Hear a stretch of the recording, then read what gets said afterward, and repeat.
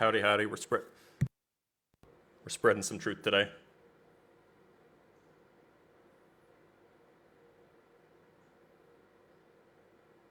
Not gonna have any of this globe bullshit.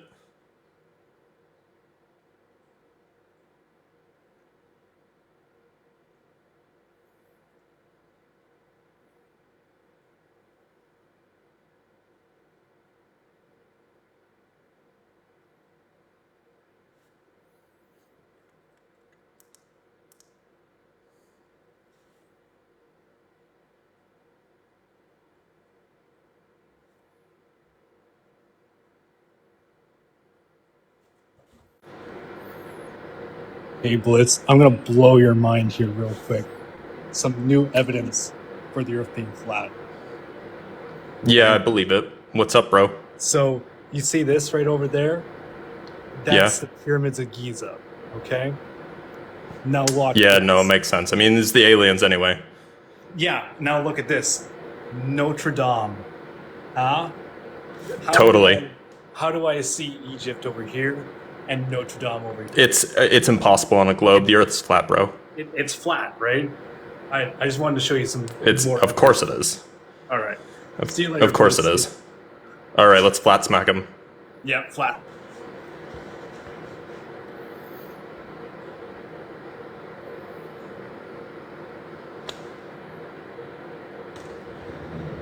Hey, man. Hey, how's it going? It's going pretty good. You know, I was driving to work the other day, and I said to myself, there's no way it can be a globe because the road to work is flat. I know, right? I mean, are you ever angling your car down when you're driving to work? No, I mean, I didn't install a gyroscope on it or anything like that because there's no need since it's flat. I mean, a gyroscope wouldn't do anything in a car, obviously. Even if the Earth was flat, it wouldn't do anything. I'm looking for globe heads, though. Thanks for being here, buddy.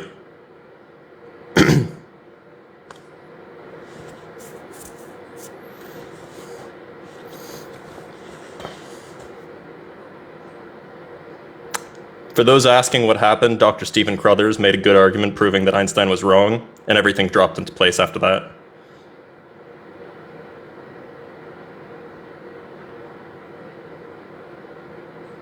Let's get those likes out, see if we can get some globe heads to come in here and get flat smacked.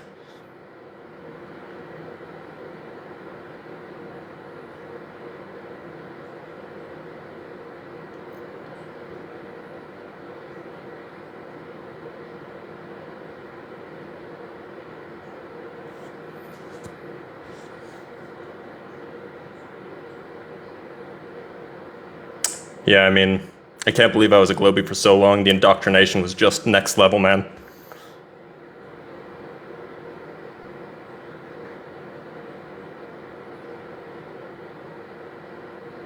Yeah, like once I took off my globe indoctrination, I didn't even need glasses anymore.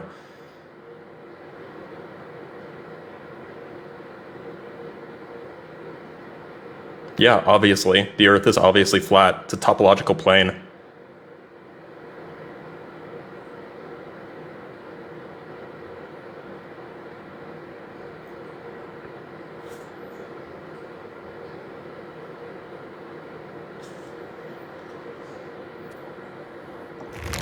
What's up, brother? What's up? How you doing? I'm doing okay. You a globie? I'm a globie. Prove it. Alright, so you know when things kind of move by you, close by, and then they go far away? Our perception is that they slow down when they're further away, but when they come right by us, it's really fast, right? Yeah. Okay, so I just posted a video of a time lapse of the sun going from sunrise to sunset. So I would expect if the Earth was relatively close, or the sun was relatively close to the Earth, that as it goes overhead, the perception would be that it's going faster, and as it hits the horizon, the perception would be that it slows down, but that doesn't happen. Bro, it's just a virtual hemisphere of perception. We don't see in Euclidean space. Okay. Alright, so explain that. What do you mean by that? Yeah, so you know how you have Euclidean space, which is just like things exactly as you described, the things that are further away move slowly? We don't see that way. There are studies that show that we actually see in elliptical space far away, Euclidean space in the mid region, and hyperbolic space in the close region. And none of the stuff about perspective actually works for the human eye once we take into account the visual space, the human body. So are you saying that the atmosphere at different levels, or I should say the stratosphere, right? Atmosphere, stratosphere, all these You mean the different stratus levels flat? okay, whatever. Yeah, let's just say, what are you saying that the airspace between here and a certain distance above the Earth has a different density, and that's why, like. No, it's just because it's because the eyes are round. It's why the Earth looks round, but it's not actually round. But the Earth looks flat when you look out. That's yeah, I know. It only looks flat close up because it looks flat because that's when our eyes are most accurate in the close range. But in the far range, you get these weird effects like the sun going too far away. Nah, it's just because the Earth has curved visual space. I didn't bring any evidence that had anything to do with my eyes because I brought evidence that I was using a camera, and the camera shows very clearly that there. How do you think cameras function? What shape is the lens? This lens was actually a wide-angle lens, so it could capture everything. Yeah. What shape is the lens? Yeah. So it's the shape of the lens. So. This shape? Yeah. Why do you think it makes the Earth look that way? That doesn't have anything to do with it. It doesn't have anything to do with it. Go watch the video. Oh yeah, prove it. 100%. Yeah, because we can do the same thing with an airplane. I'll do another one with an airplane. Do you think airplanes tilt their nose down when they're flying? Tilt their nose when they're going down? Of course they do. Yeah, when they're trying to maintain level flight. What do you think the horizon is? It's horizontal. Yeah. All right, well, that's what I got. All right. Thanks for being here, buddy. Bro got flat smacked.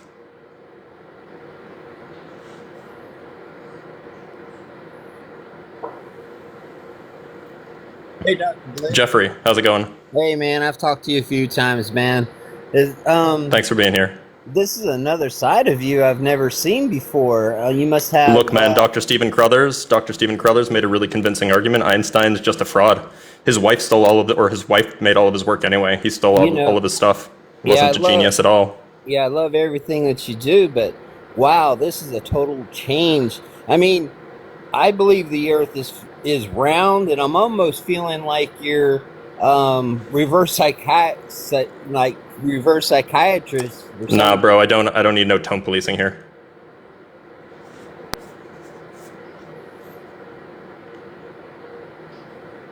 The Earth is inside a black hole and it's flat. What are you talking about? It's not inside a black hole. We have a hyperbolic spherical visual cortex. But that spherical vortex would show us that it's inside a black hole, man. No, the white hole's below us. The black hole's above us. Get out of here, shill. Oh.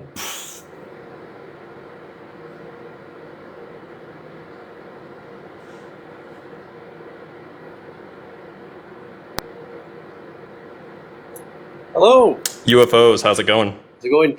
I just watched your debunk video. Very good, thank you. Yeah, what? You did a video about the CERN Hadron Collider. Look, I mean, yeah, of course. We've been Mandelaed since 2012, brother. Look, do you think the Earth is flat? No. I've done all right. I've done videos on that. Saying what I say to people is go and check. Why do you what shape do you think the Earth is then? It's just a globe. According to who? NASA? According to all the pictures and all the videos we have, the live videos we have up there. That's CGI, bro. No, it's not. I like Prove this it. character though. I like this character. This will work for you for this video. Look, I don't need no tone policing, okay, brother?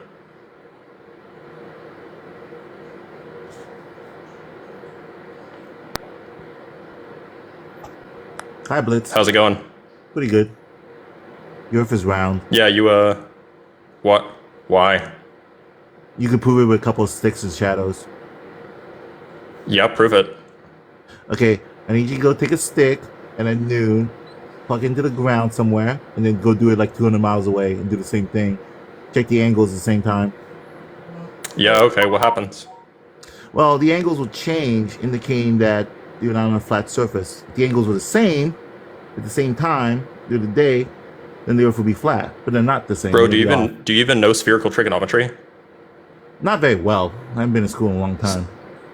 I mean, look, the math checks out either way on a flat Earth or on a globe Earth. Oh no, that's It's definitely not convincing. True. That's definitely not true. Prove it. And how do you deal with gravity, Blitz? Gravity is not real. Even Einstein said so. And Stephen Crothers has debunked Einstein. So then why do things fall towards the center of the Earth? There's an electric field that points from the top of the atmosphere flat to the bottom of the ground. It gives us a negative potential pointing towards the bottom. From there, it's just a matter of looking at the curvature of the electromagnetic gauge field. Everything has charge. Well, so if that's true, can we use this charge to fly? Yeah, obviously. How do you think planes work? Why do they have jet engines? To make them go forward, otherwise they'd just be hovering. You're really good at this, Blitz. Yeah, I obviously have a PhD in physics. Obviously, I know why the Earth is flat. You've got this nonsense on a Rolodex. This comes quick. I don't need no tone policing, brother.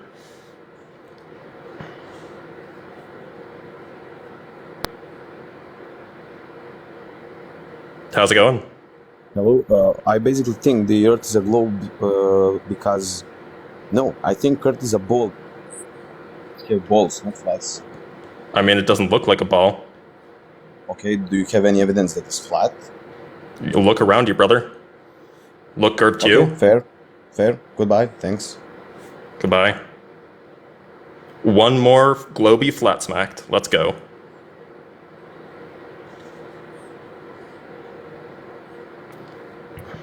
Yo, what's up? Sage, how's it going? If the Earth's flat, what happens when you get to the end? There isn't an end. It's an infinite topographical plane. So how's there space? Space isn't real. Have you ever been to space? Then where's the moon? It's obviously just a light that's in our in the firmament.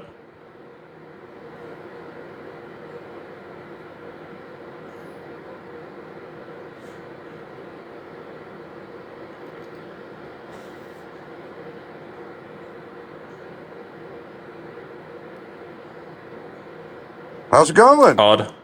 Hey, Odd. How's it going? Pretty good. Yeah. Do you are you on Team Truth or are you on the Globehead side? I don't believe it can be ascertained the true nature of our realm. I mean, just look around, bro. It's obviously flat. It's obviously perceived as flat plane, right? You have to stack presupposition to assume you're moving. Look, I mean, all you have to do is apply Occam's razor. There's two competing models. You have a globe model and you have a flat model, and the globe model just doesn't agree with the observation of the human eye.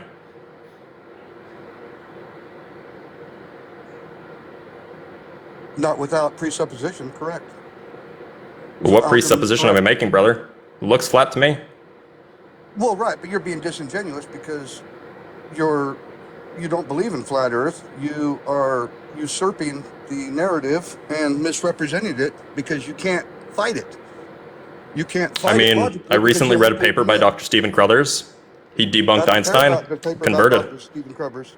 I care about the ability to use your brain. It sounds like you're tone policing, brother. I don't need no tone polices. I only care about one thing, and one thing only, and that's globies getting flat smacked.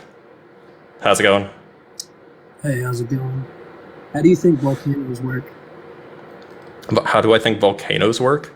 Yeah. I don't know. I know that there's magma underneath the earth, but I don't know anymore. Nobody's ever been down there to check. So you think magma just No. comes up through this flat Earth? I'm just being intellectually honest. I don't know.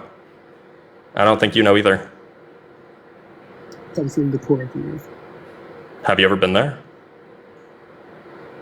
No, you die. Well, so how do you know it comes from the core of the earth? Studies by geologists. What kind of people that studies? Study volcanoes, volcanologists. All right, give me some deets. What details you like? Anything? Like how they know what's down below our feet without actually going there? Oh, we dug pretty far, not to the center of the Earth, obviously. The deepest borehole is 7 miles. That's hardly deeper. The deepest borehole that's ever been dug by humans is 7 miles. That's not even deeper than the crust.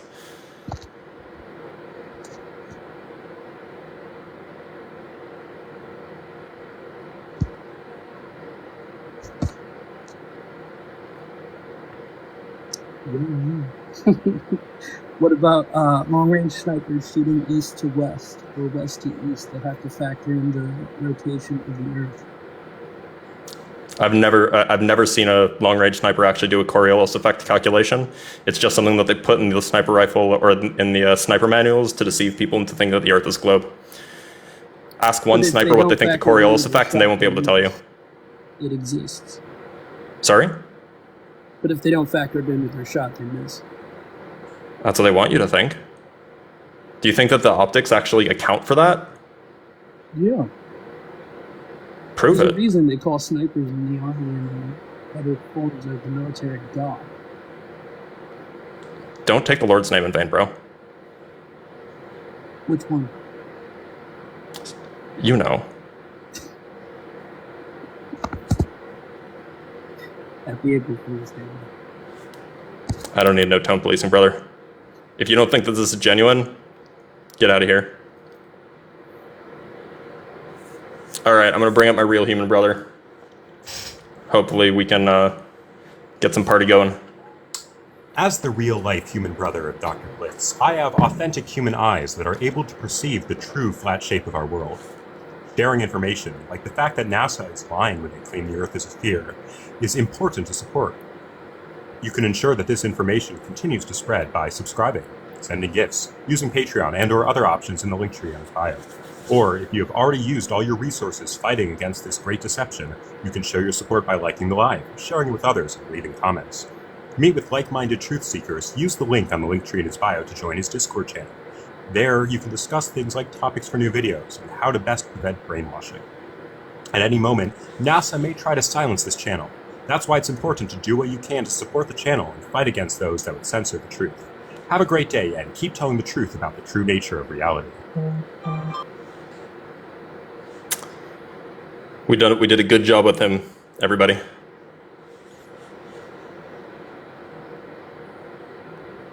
Hello? Hello. Do you think that the Earth is flat? No, it's absolutely round. It's how you talked about the firmament. How tall is your firmament? 6,500 miles. 6,500 miles. Okay, so where does the sun fall within that firmament? Around 5,000 miles up. Around 5,000 miles up. Where do you get that information from? What's it called? Triangulation data? Triangulation data. Okay, how hot is the sun? About 5,000 Kelvin. 5,000 Kelvin. What does that translate to in degrees? I don't know. I'm a scientist. I don't use freedom units. Okay, so all right, Mr. Scientist. So if the sun is 5,000 Kelvin, it's 5,000 miles above the Earth. How hot would that make us? About 20 degrees Celsius. So you're dropping from 5,000 Kelvin, or how hot did you say it was? 5,000 Kelvin. 5,000 Kelvin. Miraculously, About 5,000 miles up. Right. So miraculously, It's closer to 4,940. Okay, so miraculously, it's close to the same exact height above the Earth as it is hot. And I mean, if you wanted to use kilometers, we could say 8,000 kilometers. It's coincidence, bro. Don't get hung up on it. Yeah. So Kelvin is pretty freaking hot, correct? Kelvin is the same as Celsius. It's just 300 or 273 lower. 5,000 Kelvin is 5,273 Celsius. Okay, so you're saying the sun is like what, 10,000 degrees? Yeah, or so. That's okay. So why do we have temperatures that have actually been measured in the millions of degrees? Where? Scientists. No, where do they measure millions of degrees? How do you measure your temperature? I just use spectroscopy, brother. Okay, so do scientists use spectroscopy or whatever the fuck you're saying? Sometimes they get the same answer that I do. That's weird. So it's 5,000. It's 5,000 Kelvin, which you're saying is the same as degrees Celsius. Roughly. It's the same as Celsius. Okay. You don't hear the BS coming out of your mouth? Like, that's not true. Go look it up. Kelvin and Celsius have the same interval. They're just one's just shifted by the other. Minus 273 degrees Celsius is zero Kelvin. So it's just a shift. A few thousand degrees? I don't know, I'm not a geologist. A few thousand degrees or a few thousand Kelvin? I think it's a few thousand degrees Fahrenheit, but I'm not a geologist. How much temperature? What's the melting point of rock? Depends on the rock, I guess. Okay, so let's just take your average rock. Look, brother, I don't know. I don't know where this is going, but it seems like the burden of proof is on you to show that it's a globe because it looks like flat. Looks like it's flat to me. Well, first, I'm not your brother, but what I'm trying to prove to you is that your whole flat Earth theory is BS. If you try to think that the sun is 5,000 miles above the Earth, okay, and it's incredibly hot, and yet somehow that sun that is within this firmament that never leaves this firmament allows the temperatures to go up and down. Look, do you think that I don't know basic thermodynamics? I've taught that at a university level for 3 years. I think that you're insane, for starters. I mean, look, like we can run through the Stefan-Boltzmann law if you want. We can derive the temperature at the surface of the Earth for a sun that's 5,000 miles up, given a certain temperature, and we can show that it's totally consistent to have it be a temperature of 20 degrees Celsius at the surface. So, how far away is the moon then? I don't know what the moon is. Probably around the same distance as the sun. It appears to be a light in the firmament. Okay. Alright, so are there other planets besides the sun and the moon, or are they just figments of our imagination too? No, those just seem to be lights in the same way that the stars are. They might be holes in the firmament. It's hard to say because nobody's ever been up there. So these stars, how far away are these stars? Are they like? Well, they appear to be holes in the firmament. So they're not physical objects. So if you've never been up there to observe those holes in the firmament, how do you know the firmament exists? Oh, people have been to the firmament. The firmament's a dome that comes down, so people have been to the edge. They've seen the firmament. They've seen the ice wall. It's pretty obvious. How is it that you can't see the holes in this firmament? Well, no, you can, and that's what it appears stars to be. At least that's my hypothesis. Nobody can verify this because nobody's been up there, but that seems to best fit the data. Contradicting yourself every time just there. Prove the contradiction. You said that nobody can see. Nobody's been up to the firmament to tell if there's holes in there. You believe there's holes in there, but then you say people have been to the firmament and yeah, okay. So use your brain. Use your brain. Okay. So the firmament is a dome. It comes down over the flat surface of the Earth. The Antarctic Circle, where the ice wall is, that's where the dome connects. People have been up there. They've connected and seen the actual ice wall going up, or seen the firmament going up. It's blue sky ice. Now, so we know that the firmament is there because people have seen it and touched it. The question is, nobody's been up to the very top of the firmament where the stars are. So obviously we can't verify that the stars are holes in the firmament, but that seems to best fit the data. Okay, so it's more logical to say that people have been to the edge. Well, no, there's probably more land beyond, but we just can't get there because there's a firmament in the way. How can there be more land beyond the firmament if the firmament is what encloses the dome, or the firmament is the dome which encloses the flat Earth? The firmament just encloses the firmament just encloses our part of the dome. I suspect, I can't verify this, nobody can because nobody's been there. I suspect that there's concentric domes that get bigger and bigger for the larger and larger rings, and we're at the center. It is possible that there's outside the edge. Oh yeah, there's almost certainly more land beyond what we know. Probably with extra resources. That's probably where all the extra petroleum's coming from. Honestly. That's where you're saying your petroleum is coming from the edge of the firmament. No, it's coming from the land beyond the world that we know. So what's the meaning of this flat Earth? Sorry, one more time.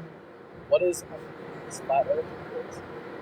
It seems to just be a lot of rock that gets hotter and more gooey as you go further down, but nobody's been deeper than 7 miles, so it's impossible to say.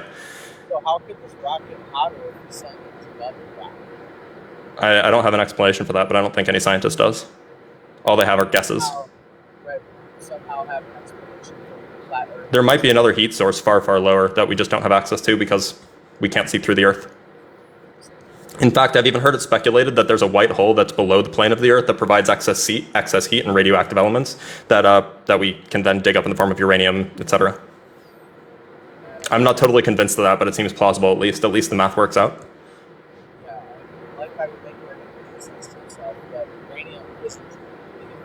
It's not. We have dug uranium up within what, less than a mile from the surface.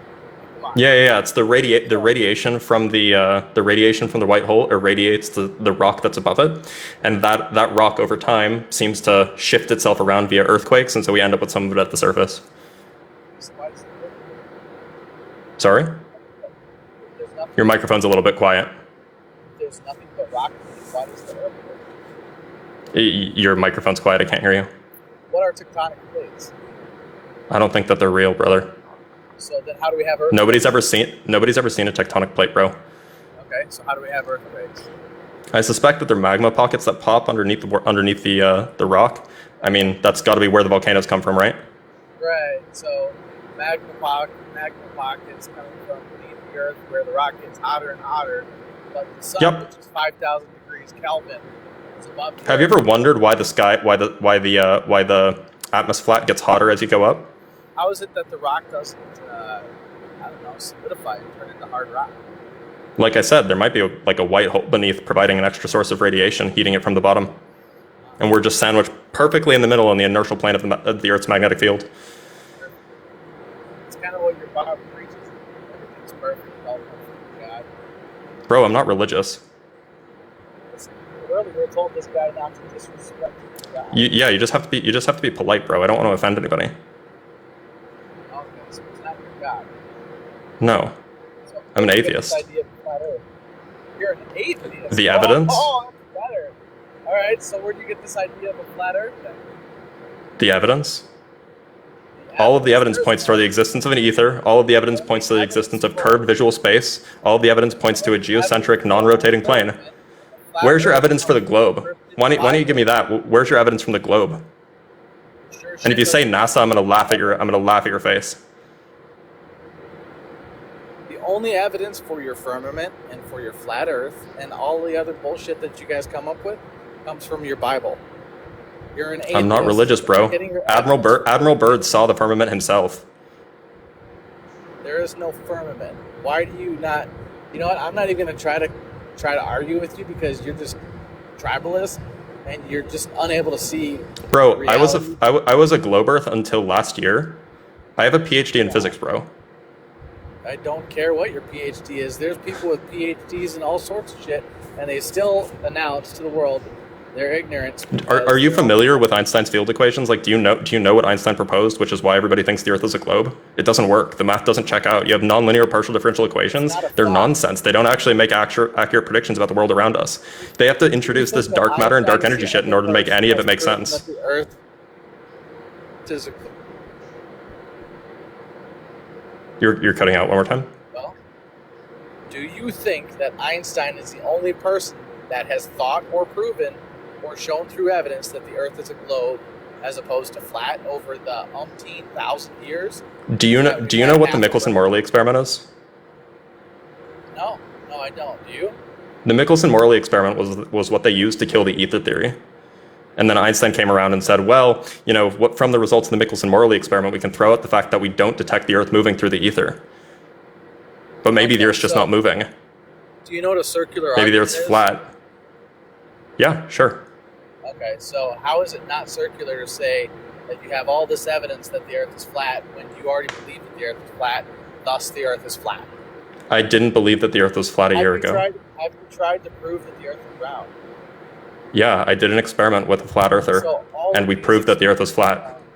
You did an experiment. We took data. I did the mathematical analysis myself. So all of these scientific experiments that have been conducted and peer-reviewed in scientific literature to show that the Earth is in fact round. Have you read the scientific literature? Recognize those? Do you even know what literature I'm talking about? Yeah, it's my day job. I work as a researcher at a university, right? Yeah, because I don't pretend to be a god. No, I don't know that you work as a researcher. So like what literature are you talking about? Because we can get into the literature if you want. I'll show you all the flaws. So you're basically committing a fallacy saying I'm an educated person, thus I must believe because I'm. Well, no, but you're impugning that I don't know the literature. You're impugning that I don't know the science. I'm very familiar with it. I know better than you do. I didn't actually say that. You did. You you were asking me if I knew the literature, correct? No, I'm pretty sure that you were accusing me of saying that all of the scientific literature on the subject is fake. Pretty sure you said that. I'm saying you're refusing to acknowledge the existence of stuff that's No, proven. that literature exists. I can show you where all of the mistakes are. I can point out all of the data analysis flaws. I can point through all of the mathematical errors. There's a lot of hidden assumptions that go into a lot of the calculations that go into using, like they try to prove special relativity using time dilation, but there's some hidden assumptions in there that they just can't justify.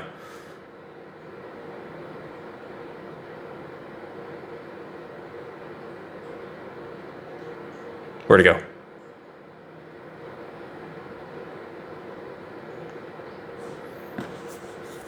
You there, brother?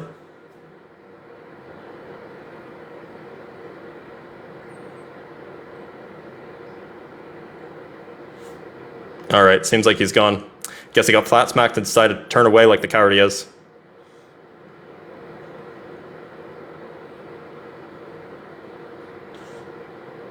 Yeah, man got flat smacked real hard. Oh, I'm on it. Hey Jamal, how's it going? Are you on the right side of history, or do you think the Earth is a globe? Well, I don't know. I just had a question about it, because one thing I gotta with anything I gotta know, like, what would be the benefit of hiding that the Earth is flat, and why has nobody went out to physically prove it?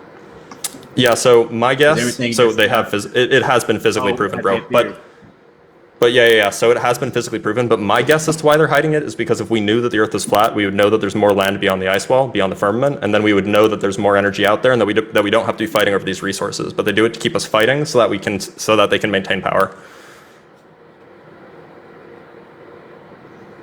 But we already have enough. We don't. We haven't ran out of resources, so we're a little close to running out of resources. That's what they want you to think. And how did they physically? How does they physically prove it? I mean, the Michelson-Morley experiment showed that there is an ether. It's just moving less quickly than they thought it was, because they assumed that the Earth was rotating and spinning and rotating around this globe at 1 million miles, or rotating around the sun at 1 million miles an hour, which is obviously not true. They showed that there's an ether, which means that you don't need gravity, which means that we don't need Einstein to explain anything. So all of that just falls apart, and we're just back to Isaac Newton. And Isaac Newton's theory was totally consistent with the flat Earth. Yeah, but I'm saying that's a theory. I'm saying, have anybody went to show the end and go back this way? Like, I know a lot of Admiral Byrd went to Antarctica. Admiral Byrd went to Antarctica. He climbed the ice. Admiral Byrd went to Antarctica. He climbed the ice wall and he touched the firmament himself. It's in his diary. And so how long? Why? Just like the moon landing, it happened.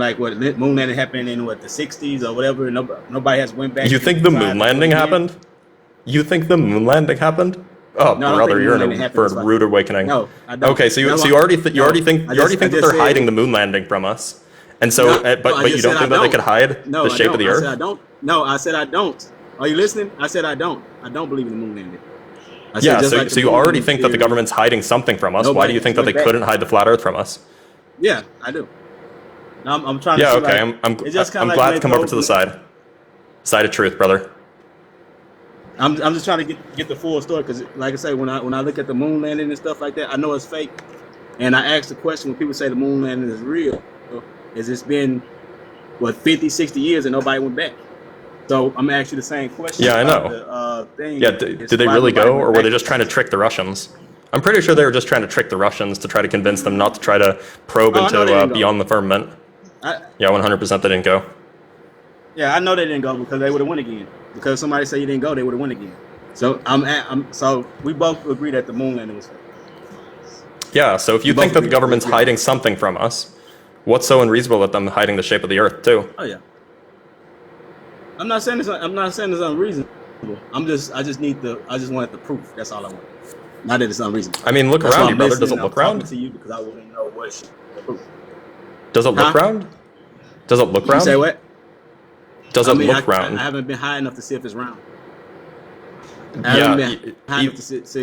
Even the Glober's god, Neil deGrasse Tyson, he thinks that you can't even see it from 120,000 feet up. So yeah, I mean, if you can't see it from 120,000 feet up, there's no way it's actually round. academia kind of weird. All right. Well, thank you. Just had some questions. That's it. All right. Peace and love, brother.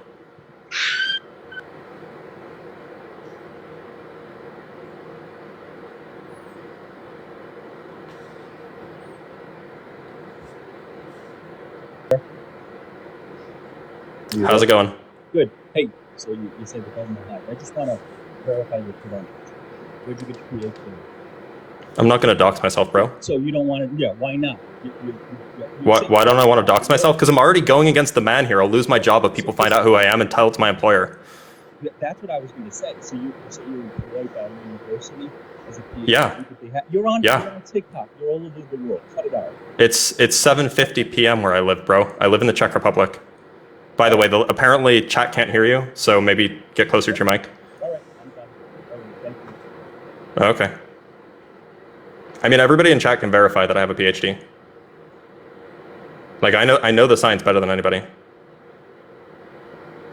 Like, get your best scientist up here. Hey, Brad, how's it going? Good, dude. Okay, so, man, I've been taking notes. I got some shit I want to talk to you about. Yeah, go ahead, questions, brother. Right? Because, like, sure. Sincerely, I will give you that. Like, I'm a globie or whatever, right? I have looked. We can bring you to the truth. Don't worry. Thing. You're good, dude. I will concede that there are some compelling arguments on your side. There's a handful of things like that were compelling enough to send me down the rabbit hole, right? Ultimately, I feel like there's more proof toward my way towards yours, irregardless of the compelling things, like just shit I can't explain. I don't know. So, but you said some shit. I got some questions. So you mentioned Admiral Byrd. How can the Earth be flat if the Earth is hollow, right? Like, how do you reconcile? Yeah, I think he was mistaken. I think he was mistaken about the Earth being hollow. I mean, man, you can't quote his diary to support your claim and then say that he's mistaken about the bold claims that he makes in the rest of the diary. Like, that's super disingenuous. So the claims about Antarctica, about seeing more land than any man had ever seen before, that's documented by the U.S. government. So the fact that it's corroborated by the diary it lends more credence to it. But I don't have to accept the rest of the diary if it's not documented by the U.S. government. Okay, but he told the French reporter that he talked to right after he got back, and in his diary, that he went down a hole into the center of the Earth and there was open air in the center of the Earth. That might be true. It doesn't mean that it's hollow. I don't know. I don't know what's below. I don't know what's below the plane of the Earth. Okay, so that was another one of my questions. What's underneath? What's the other side? So you said it just gets squishy and warm as it goes down. Is there like a hard barrier? We don't know. I mean, the deepest everything rests on. The deepest anybody has dug is about 7 miles or so. This is the Russian borehole. I think that they dug it in like the 90s or something like that. And so, you know, Michael Wayne, a couple 100 miles. That's like no. They went 7 miles down. No. Oh yeah, Bird. Someone Bird, in the chat Bird. asked Yeah, how far Bird went. He claimed about a couple 100 miles. Yeah, so it's really hard to say where Bird actually ended up. If there's stuff going on below the Earth, I don't know. All I know is that the thing that we're on is flat. Okay, the thing that we're on is flat. And so earlier you said, so we're under a dome full of concentric domes. Now, and I've seen... Well, that's my speculation. I can't prove that. And they have this map, right? And it talks about kind of at least concentric circles. And I don't know if they claim that all those rings are firmaments, but there's all sorts of land masses. And they got like moons on there and the names of gods and made up shit, Agartha and shit. So is that the map that you subscribe to? Like outside? I think that the Gleason map is a fairly good representation of the world that we see. The question of whether there's more land outside of it, well, it just seems plausible considering that there's land here, and I don't see why that it would just stop, why there would just be an edge. It could be. I could be wrong about that. Nobody's ever been there, so it's hard to say. I think a lot of the flat earthers think that like Thor is real. I think that's bullshit. That's wild. I think that like, I mean, maybe on a Stargate level and shit. Okay, because I can't like it just goes on. Okay, so all these concentric rings. So what's outside of the Gleason map, if that's what it's called? I don't know. What's outside of that? Look, is there outer space? Is outer space real? It doesn't seem like it is. It seems like it's some sort of like plasma liquid what's it called? Not triple phase. It's in a well, it's almost like a triple point where it's in like some sort of liquid plasma mixed state above the firmament. It's really hard to say, but apparently it's hot enough to glow because we can see it in the form of the stars. Well, I mean, that state would imply a tremendous amount of heat. It couldn't maintain that state without heat. So that would be hot. No, I mean you can have ionized. You can have ionized stuff. Heat, you can have ionized stuff without high temperature. You can't have. If it's sufficiently low pressure. Temperature. If it's sufficiently low pressure and sufficiently not dense, then you won't have charge buildup even if your temperature is low. I don't think that jives with your sky ice firmament. Like, I don't think those things reconcile. So the thing about sky ice is it's not super clear what it is. That's just what people call it. It's like some sort of blue solid, and it looks like ice. I don't actually know what it is though. People will say that it's like frozen O3 or whatever. I think that's bullshit. I think that if it was, then it would ionize too much and it would break down in the presence of the liquid plasma mixed state. Okay. I mean, okay, we'll move on because I disagree with that. I don't see how my understanding of looking into your sky ice, and then this weird plasma multi-state energy ionized. I didn't say anything about energy. Liquid thing. Well, I mean, you didn't. I mean, you said all the other words, and that all like, come on, you're a scientist. You know that they're equivalent. Okay, so just move on.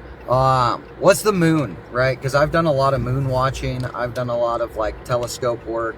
Like I wasn't like, I don't know, like whatever, an amateur astronomer nerd as a kid and a teenager. Like I can see the moon. The moon sure as shit looks like a round ball to me. You say that it's some sort of like you implied that it's a hole. Oh, you implied that the stars. No, the stars are like a hole. Are holes in the firmament. Which, and I mean, I've looked at Jupiter and shit too. I don't like that, man. I don't know. Like, I don't see how what I've seen through my personal telescope while looking at Jupiter or Saturn could conceivably be perceived as a hole in the firmament.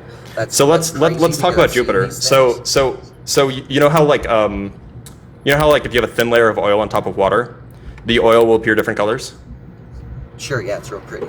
So I imagine what could be the case, what's happening for Jupiter and Mars, where you have these like otherwise colored things that are like that don't appear like the normal stars, is I suspect those are just regions of like really thin areas of this like sky ice or whatever it is, and it's causing thin film refraction, and that's why we're getting these various colors and various banding phenomena.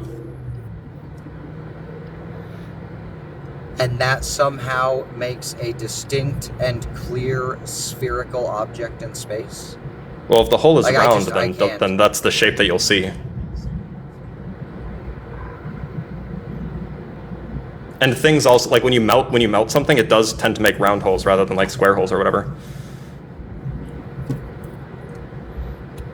I agree to disagree on that. Like, my experience with viewing things and perceiving things, like that doesn't work for me. What about aliens?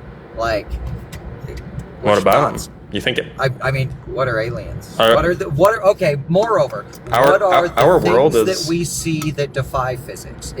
Are they from outside? They don't defy physics. Even the Pentagon says that they don't defy physics. You're talking about that article from a week ago? That's bullshit. They for sure defy physics. Ain't nothing. Look, if the Pentagon was trying to convince us at those speeds and changing directions on a dime like that. If the Pentagon was trying to lie to us about the globe, which they obviously are, why wouldn't they say that these aliens are true? But no, even the Pentagon admits that they're fake. And I mean, you can just tell, like we can just verify that these things are like birds or like things that are too close for them to actually distinguish, because the angular or because the focal point of the cameras is too far away, and so they appear blurry. Like it's just obviously fake. The Earth is a closed system. There's nothing outside. At least there's no planets outside. Okay. So these other land masses, what are they? Are there people on them? Are there aliens? Oh, I don't know. I'm not going to claim any knowledge about, even if there are other land masses. It seems plausible that there are, but I don't know anything about that. I'm not gonna go ahead claiming something they don't have proof for. Okay, so what is your personal belief on the overarching creator of this thing? Because this is obviously I'm an atheist, bro. designed and created system. That's No. has nothing to fucking do with the question that I asked you. So this thing that you're describing is obviously an intelligently designed, created thing. Firmaments and this sort of shit, and like holes and lights and blah blah blah. This is all a created, designed thing. Who? Nah, I don't think so. Why do you believe? No, I don't think it was created. I think it naturally formed. So you think that you're? I think it's probably always existed, to be honest. Fucking shit. You're like actually trolling now, right? Like no, I mean like, it's just, look. Even globe cosmology is consistent with an eternal universe, right? So you think that this thing that you've described, this combination of firmaments on a flat Earth and moving lights and holograms and melty spots in the sky. I didn't say hologram. That is all. Oh, you're right. I'm quoting other people that speak your language, not you. Subtract that word. That's all a natural formation. That's wild to me. Well, I can't it could be that it formed fathom naturally. It could be that it formed naturally. It could have also just been that it's always been here.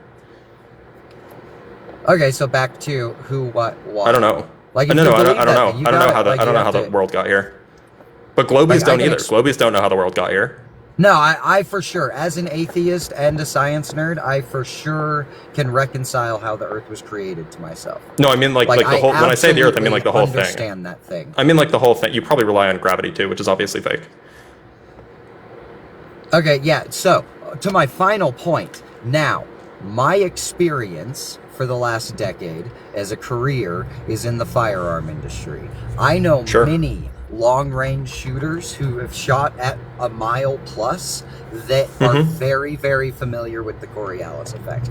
I myself am not a long-range shooter. Like, I shoot like no more than 1,000 yards, so the Coriolis effect is not a thing that I consider.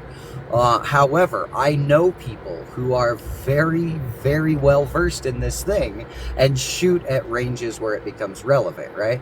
I do not know the math well enough to argue with you about this, but I'll touch base with a buddy and like get him to give me a little class, and then I'll come back in a few days if this isn't just a joke, and I will do my best to articulate that thing to you.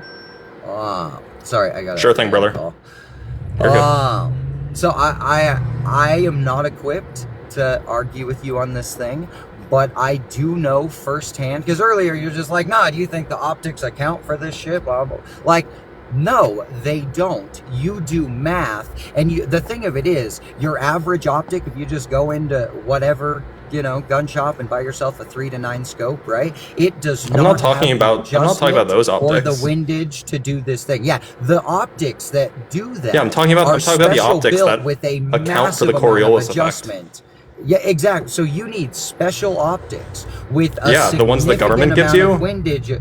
No, I mean you can buy them at any high-end gun store. And who regulates that? Who regulates the production of those things? No one. I can sell a $7,000 scope to anybody. There's no regulation. You're not manufacturing the scopes. You think that there's no government oversight in any of the production lines here? You don't think that the government has their hands in all this shit? Not for the things that we're talking about, no. It's not until you get into like proprietary technologies where that becomes a relevant consideration. I don't know, man. It seems awfully convenient that the government is just not overseeing this one thing that you want that you think proves the Earth is a globe, when they have oversight everywhere else. I don't understand. You're like going on a tangent. Okay, so regardless, like with my familiarity with these scopes, right? Like I know firsthand that it takes an optic with a significant amount of windage adjustment to be able to do this thing, right? So this is like, I mean, this is a thing. If it wasn't a spinny, at the very beginning of this section of the conversation, okay, I fair. that I won't press you on it. Long-range shooter. Sure. But I know that it takes a special scope with significant amounts of adjustment to achieve this thing, right? And that is because you have to account for the Coriolis effect. So that is, alternatively, you have to account for the rotating ether that model. I mean, that was my last one. That was my first one. I mean, you could just you're just hold on. Let me address what you just said. Okay. Let me just address what you're saying. So, look, there are some people who think that the Coriolis effect is real. Some people on the flat Earth side, they say something along the lines of, well, we know that the firmament is obviously moving, which can cause a drag on the ether that permeates through all of space, and it could be resulting from that. It's the same reason why you'd have the Foucault pendulum actually changing the direction that it goes in this ether drag. That is a proposed explanation. I'm not sure how much I buy it because the math is a little bit sketchy, but it could work. Okay. I appreciate you making an effort to reconcile it with your beliefs. That's at least a point in my court. So, okay. Two things. I had one more thing, but now there's a new one. Sounds like they're interconnected. So the sky ice is moving? Like, so is this like one of those things like a ball? It's not clear that the sky ice is moving. It's not clear that the sky ice is moving. There might, but there is something that is obviously twisting above us. Is moving. So the sky ice seems to be the thing that holds it up, but there might be additional layers that are beyond the sky ice that are actually moving around it, like kind of like a ball bearing. Okay, so it could be like one of those eyeball toys that just always stays looking in the same direction. Yeah, it could be. There's a weight hanging in the bottom. Okay, so then, if the top of it's a sphere, or at least a half a sphere, it seems to logically imply that the bottom end of it is a sphere. So we are in fact living on a sphere. Yeah, but we live in the inertial plane. Inside of a Yeah, we live in the inertial plane of the magnetic toroidal field. Yeah, 100%. That's plausible. I don't know because I've never seen the bottom side, and I don't think anybody ever has. But it could be the case. It could also be the case that it just goes on forever in the downward direction. Hard to say. Just Earth forever? Could be. Nobody knows. And you're not willing to posit a way that this exists. Like, as an atheist, you can't reconcile some... Jesus Christ. You can't reconcile some sort of, explanation for your belief system's existence.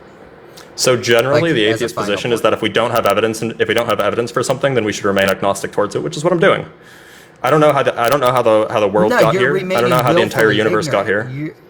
I've looked at the evidence. Is to make an effort to explain that thing. I spend all day reading papers. Be happy to just be like, I don't know. Look. So I mean, the question is where did the universe come from? Even globe scientists, they think that the universe may have existed forever or maybe not. The point is that they don't know, and they remain agnostic because that's the rational thing to do. I'm just holding the same position, just from a more realistic perspective about what our eyes tell us. How long have you been doing this on TikTok? It's April 1st, so take everything with a grain of salt. Like how long? I was a Glober a year ago. I was a Glober a year ago. That's not what I asked. How long have you been pushing the flat Earth agenda on TikTok to people, like doing live streams and stuff? So I do atheist lives a lot, but I've recently been converted a few weeks ago. I read some very convincing articles by Dr. Stephen Crothers, who basically showed that Einstein didn't know what he was talking about, and his theory was nonsense, and it all collapsed like house of cards. Which part? Einstein did a lot of work. Like general relativity. General relativity primarily. Okay. And then also special relativity collapses once general relativity is gone. Okay.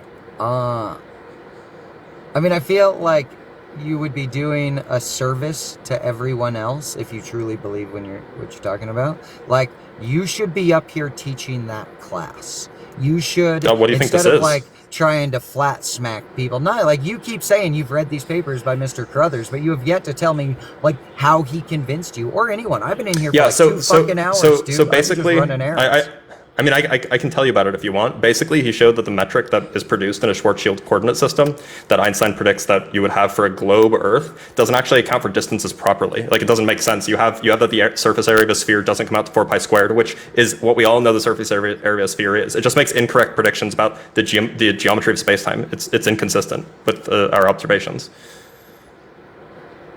Okay, and that was enough for you to go flat Earth. That's the basic gist, but the bottom line is that the predictions, the geometric implications of the Einstein field equations are inconsistent with the observations that we have in the world around us. He also goes into details about the constancy of speed of light and the existence of the ether and things like this, and shows that these are all consistent with observed measurements. But that was the thing that really knocked down general relativity for me. That geometrically just doesn't make sense. Okay, I'll look into these Mr. Carruthers papers. Just because, Sure. this is all real-life fan fiction for me. I personally, I find this stuff really interesting, regardless if I believe it or not. It's just neat. Like, it's fun. Okay, I had one more thing. Oh yeah. Sure, fire away, brother. So you earlier you said that there is physical proof. You made that claim several times that there's physical proof, that undeniable proof. Like, why aren't you showing that? I want to see these pictures. Show me the pictures. What do you think this is, brother? I mean, that is a Photoshop of a level on some water. I mean, yeah, obviously I put a level on the ocean, but you and I have all seen the flat ocean, right? The ocean's obviously flat. Nah. You've also flown. You've never, and yeah, like, and I can even look at even it the and globy god see- Neil deGrasse Tyson says that you can't see the curvature of the Earth until you're at 120,000 feet, which nobody's ever been up that high. Even at 12,000 feet, dude. Like, you can look out and Prove you it. can see that it shrinks off into the distance. The only Yeah, way yeah, that that's called would perspective, make bro. sense. Yeah, no, I understand perspective, bro. But like, thanks for not saying brother to me, by the way. I really appreciate that a lot. You say Sorry, it's brother just a lot. how I That talk. sounds I know it sounds terribly condescending. So I appreciate that. It's not intended. It's not intended. But all the same, thanks. Yeah, nah, dude. Like, I mean, and again, this is just like the same as like my opinions of the moon and Jupiter and Saturn is based upon things that I've seen. Like, I have flown an airplane at that altitude and looked out, and my brain can reconcile how this is a sphere, how, like, all of it makes sense to me. Right? Like, nothing about that experience made me go, this doesn't seem like the way it should be. So I mean, that's, you know, I would love to see. I would love to see evidence of curvature at 35,000 feet. No, But I said I've- 12,000 feet, but it's not. It's even not at that. 35,000 It's the feet fact- on an airplane. Like, I it mean, just doesn't I look guess like there's you'll- curvature. I guess that you'll just call it perspective. And what I see is perspective, which my brain can rationalize as curvature. Like, you're just going to be like, nope, that's just perspective. And that's an No, I mean, agree like, to what disagree what are you thing. seeing that you, what are you seeing that you think implies curvature? The lack of stuff, the way that the land drops off, right? The way that I can only Oh, see you mean like so how the far horizon across is? the desert, Oh, right? You think that you Like- can see forever? You think that light will travel to your eyes forever? Well, I mean, I would argue against this, but you think that the sun is a light that's No, I think it's 5,000 probably miles above us? it's something that's really So, really like, hot.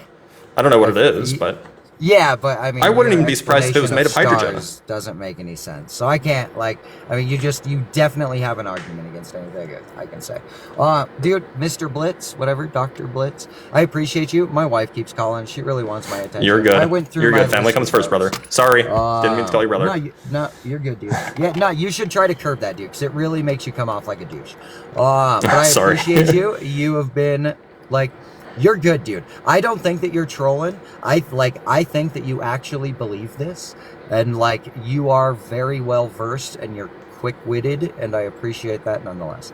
Have a good one. I appreciate dude. it. Have a great day. Have a good one, man. Bye.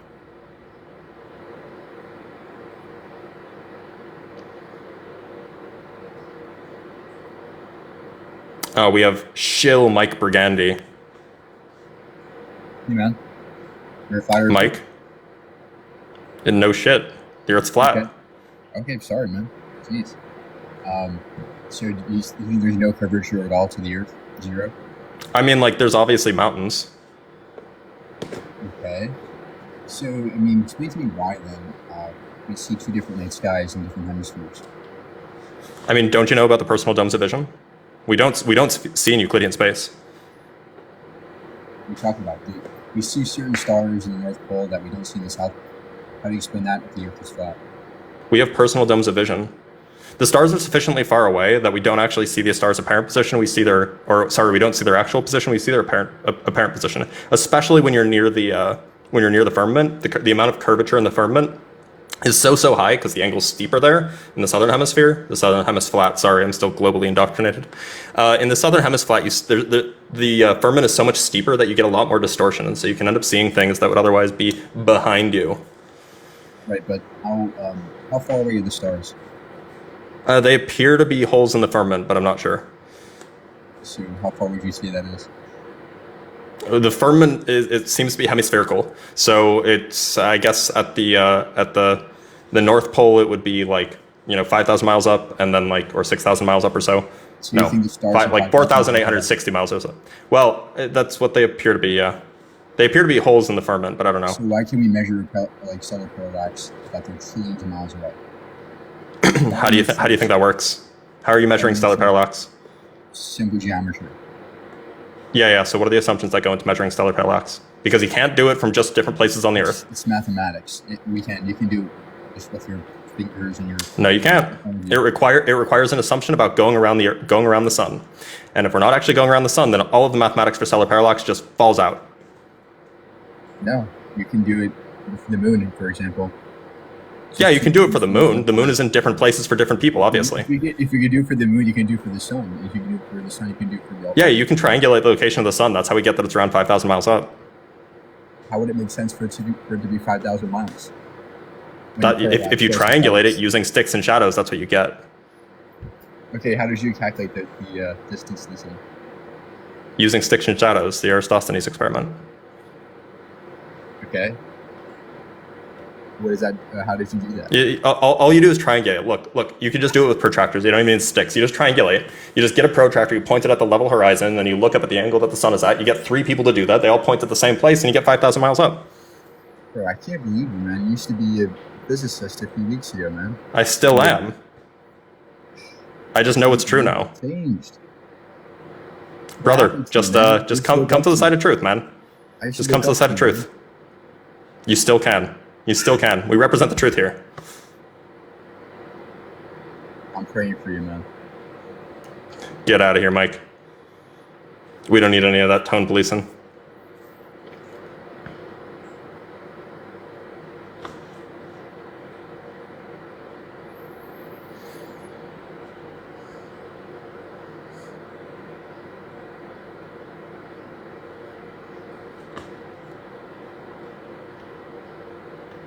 Hey, how's it going? G Driver, how's it going? You on the side of truth, or are you on the side of the globe shills? The side of what? The globe shills or the truth? Oh, what is truth? Is truth fact, or what is that? Truth is that the Earth is a flat topographic plane. But is truth fact? Yeah, it's what's true about the world. But is truth fact? Sure. We can talk about epistemology if you want, but... Okay, so that it doesn't mean that it's a fact. It's just your truth. No. It's objectively true about the world around us. Right. It's just truth, but it's not a fact. So it is a fact. Anyway, it is a fact.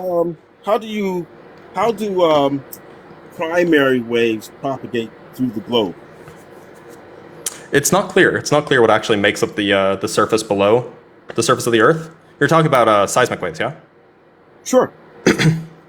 It's not clear, but there seem to be a whole lot of anomalies. Like there was this paper that came out recently that said something about how there's like two huge, almost not Earth size, but like almost the size of the core that are just lumping there, sitting there in the magma. Doesn't that seem a little ad hoc to you?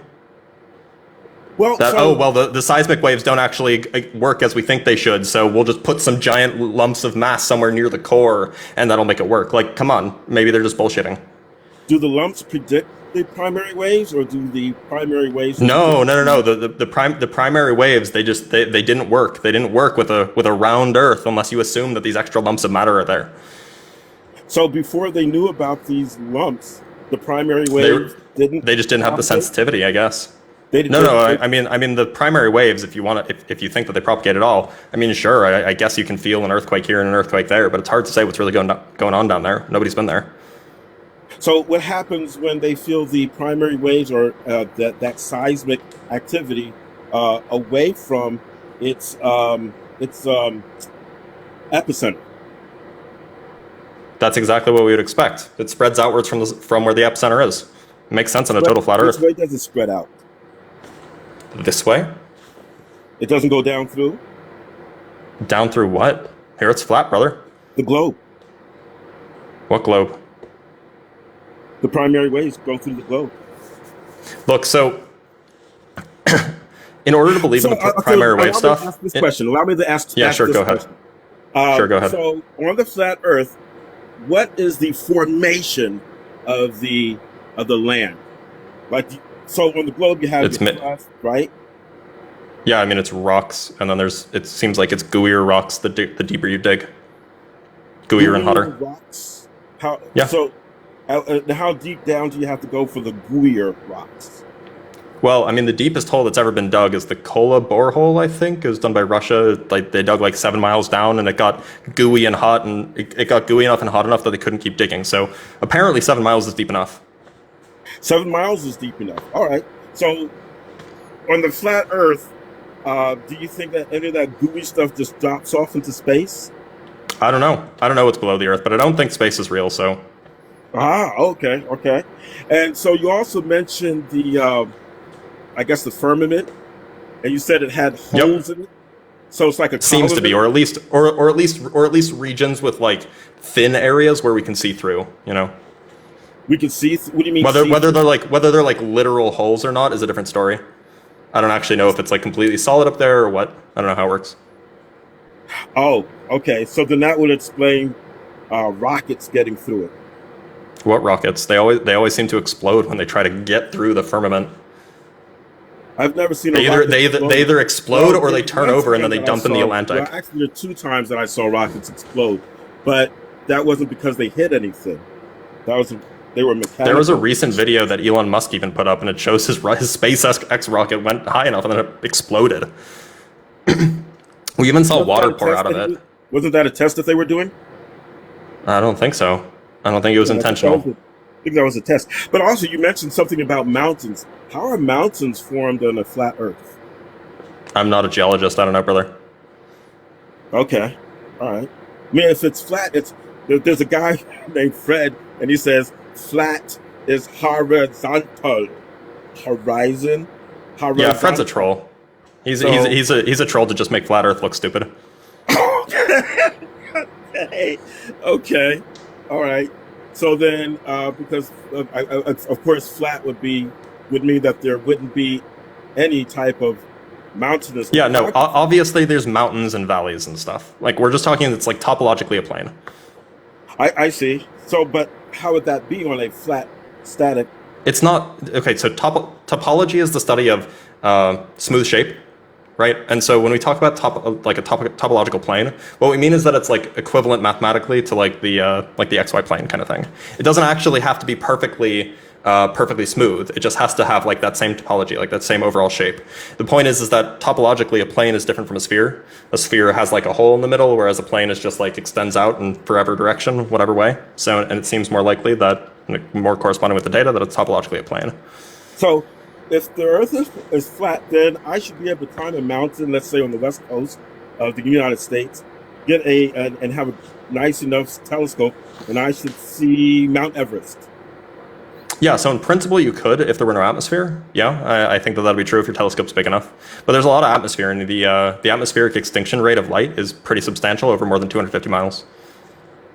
So you're saying that the atmosphere is dense enough that I wouldn't be able to see Mount Everest? Is that what you're saying? Yeah, I actually did the math on this like a while ago. If like once you go out by like 250 miles, the amount of light that you're actually receiving from something 250 miles away on a flat Earth is something like 0.01%.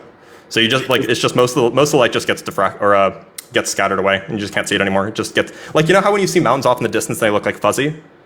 It's like that, but much further away and much fuzzier and much more dim.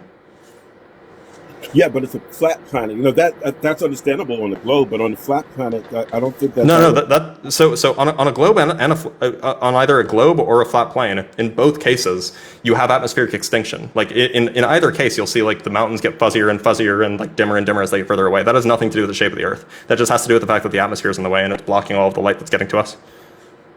The atmosphere? What would be in the atmosphere to block it? It's air. Air can scatter light. Yeah. Okay, so the air is going to scatter the light, but is that still going to be, let's say for instance, I spoke with infrared. Is that still going to block it? Yes. That is? All light is scattered. Yep. All electromagnetic radiation is scattered. Let's say, for instance, I place a bright enough light on the top of Mount Everest, I would still not be able to see that. Yeah, so the trouble with this is that the atmospheric extinction rate is an exponential relationship. So like there's something called the extinction rate, which is it's just a distance, or it's a number, it's a coefficient that has units of inverse meters. You multiply by the distance, and then the amount of light that you actually get is exponentially suppressed by that much. So if your atmospheric extinction rate is, say, 250 miles or something like that, then you'll get 0.01% of that light after 250 miles. Now, if you go to 500 miles, which is 250 miles and then another 250 miles, it's 0.01% of 0.01%. So as you get to a few thousand miles out, the rate of light that you get drops off exponentially quickly, and it doesn't matter how bright. I mean, like, I suppose in principle, if you put like something that was like emitting like a 10 to the 80 photons or something like that, then yeah, so we have 10 to the minus 6 every 250 miles, and if you're on the west coast, how far away is Everest? Like 10,000 miles or something like that? So yeah, you would need something that emits like 10 to the 60 photons, which is like brighter than the sun. I see. Okay. So how bright is the moon? And much dimmer than the Much, sun. much I dimmer. don't know the details, but I mean, it's obviously dimmer. Like at night, you can't, like, it's not as bright as during the day, right? Right. So, but you can still see the moon during the day. Yeah, but it's really hard. It's like dim, right?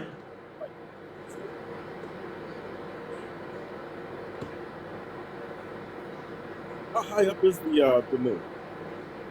I mean, if I had to guess, like, nobody's been there, but if I had to guess, it would be like at the same elevation as the sun, maybe a little bit lower, so that I can cover it during eclipses. How high is the sun?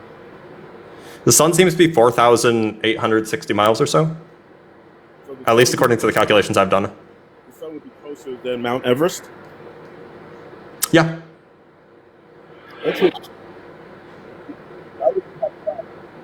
Sorry, you're cutting out one more time. Why would we have clouds?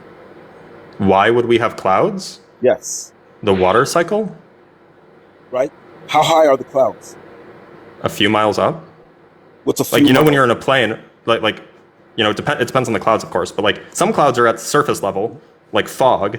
Some clouds are like 5 or 6 miles. You know that planes fly through clouds, right? Sure. But with so the, like clouds don't go very high. They're like at most like 10 miles up. With a localized sun, you don't feel that moisture would evaporate faster? The clouds are nowhere near the sun. The clouds are much closer to the surface than they are to the sun. Right, but with the intensity, the heat intensity. The intensity works out the exact same on the globe as it does on a flat Earth. Right. With the distance of the sun being a factor, yes? Yeah. So the point is that if the sun is smaller, and if the sun is the same temperature but smaller and closer, then you'll get the exact same intensity as you would for a large distant sun. The thermodynamics cancels out the distance and the size exactly. Ah, I see. And then wouldn't there be a drop in temperature globally? You mean when it's nighttime? Or like, what are you talking about? Regardless of the time of day. Why would there be a drop in temperature? Drop from what? So what would be the temperature of your local sun? The temperature of the sun is like 5,000 Kelvin. At least that's what spectroscopy and the black body analysis seems to suggest. Right, for globe Earth, but now No. On the flat Earth, on the true Earth, the sun is roughly the same temperature. Right. You can just work out the thermodynamic temperature of the sun based off of its color and the spectroscopic analysis. It's pretty easy to do. Right. What's that for? Sorry, you're cutting out. One more time. Not that works out for a globe at the distance. No. It works in both cases. The size of the sun, so long as the size of the sun is scaled down appropriately, it gives you the exact same answer. Thermodynamics doesn't actually get you to the right solution. Doesn't actually tell you how far away the sun is just by examining the radiation from the sun. Right. If it's not delineating the distance of the sun, right? And you're saying it's going to stay at that same temperature. Let's say that it's underneath the firmament. Yep. Okay. And it's still heating up the atmosphere, and it's heating up the planet. Wouldn't that create an effect similar to that of, let's say, an oven? Where's the heat going? It's not escaping. Well, it seems like. Where's the So oxygen do you want me to answer? You You want me to answer your question, or you're just going to overtalk me? Yeah. So, I mean, there are people, and I'm not sure if I agree with this, but there are people in the community who think that there's like waters above, that the substance above the firmament is some sort of like water plasma mixed state or something like that, and that could function very, very well as a heat sink. The water would operate as a heat sink. Well, I don't think it's literally water. I suspect it's some sort of like mixed state plasma liquid state, something like that. But yeah, in the same way that you can water cool a computer.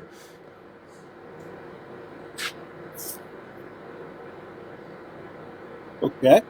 And so you feel that with the sun being underneath the firmament, that much closer to the surface of the planet, that it's going to function the same as if it were larger and 93 million miles away. Yep. All right. It's not going to. It works out exactly. The math checks out. It just does. It just does. Can you? Yeah, I can show you the math if you want. Sure. Yeah. The point is that the radiated sunlight. Yeah. Let me. Well, I can't turn around my thing without it being annoying. But so do you have access to a computer or something? Sure do. Yeah, okay, so if you look up the Stefan-Boltzmann law, you'll see that there's a relationship between the power radiated and the surface area of the thing doing the radiation. That's proportional to the area, which is a distance. Now, if you scale down the distance, if you scale down the area of the sun by exactly the factor that you would need in order for it to scale down the distance from the sun, then you get the same answer. Basically, the sun is, so if you take 93 million miles and divide it by roughly 5,000 miles or so, you'll get a ratio. If the sun is that much smaller, then it would function thermodynamically equivalently. Just because the radiated intensity is going to be inversely proportional to a distance, and the radiated intensity is also proportional to an area, and so those things both scale at the same rate. Can you show that to me? I can't turn around my camera right now. The green screen's all messed up. But if you look at the Stefan-Boltzmann law and then you look at the inverse square law, those two things put together will basically give you the argument that I'm making. Ah, okay. So I'm finding it curious that a lot of flat earthers don't like to do the work. So that's, No, I mean okay. Let me just write it out then. If you're so skeptical, one sec. Okay. So the power radiated is equal to sigma epsilon A T to the fourth power. I'm probably missing a factor. No, that's just about right. And so the intensity is sigma sorry, that should be E. The intensity is sigma EA temperature to the fourth power divided by 4 pi r squared. So can you see this? Can you see this? Okay. Hold on. Let me do something here real quick. Okay. Right there. Right there. Okay. Let me just turn off my background really quick.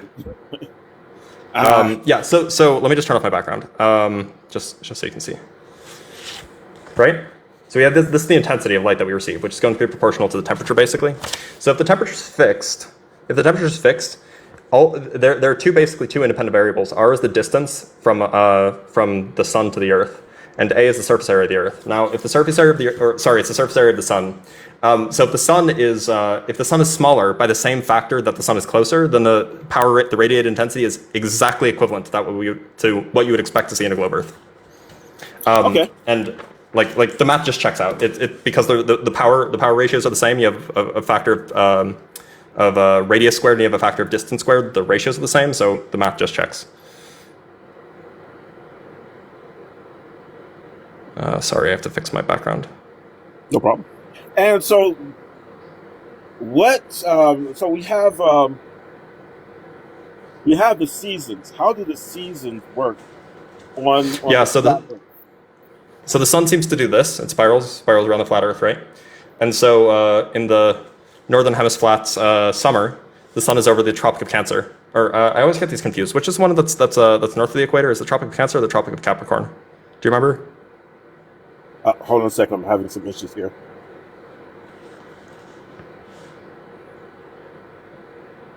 Maybe chat can help. Which one's in the Tropic of Capricorn? Yeah. Okay, Cancer. So the Tropic of Cancer is north of the equator. So so in the northern hemisphere, you have in the northern hemisphere summer, you have that the sun is closer to the Tropic of Cancer, whereas in the southern hemisphere summer, the sun is closer to the Tropic of Capricorn. So it just gets closer to various land masses, making it hotter or colder. So so then how do you explain then the Milankovitch cycles with that? That has to do with the sun, not to do with the seasons. Sure, that's what I'm asking. Yeah, and so I don't think anybody has a particularly good model of like the interior workings of the sun. I mean, like we can make approximations using nuclear fusion, but that relies on gravity, so I'm not so sure how that works. Yeah, those rely on the sun. That's a solar cycle. Yeah. Sure, but also if the tilt of the planet is also going to correlate with that. Yes. In just a yearly sense, I don't think that actually, like the Milankovitch cycles, is just like 12,000 years something or other, which I don't even know how you can verify that over 12,000 years, but. Well, wouldn't they be able to pull, what is that?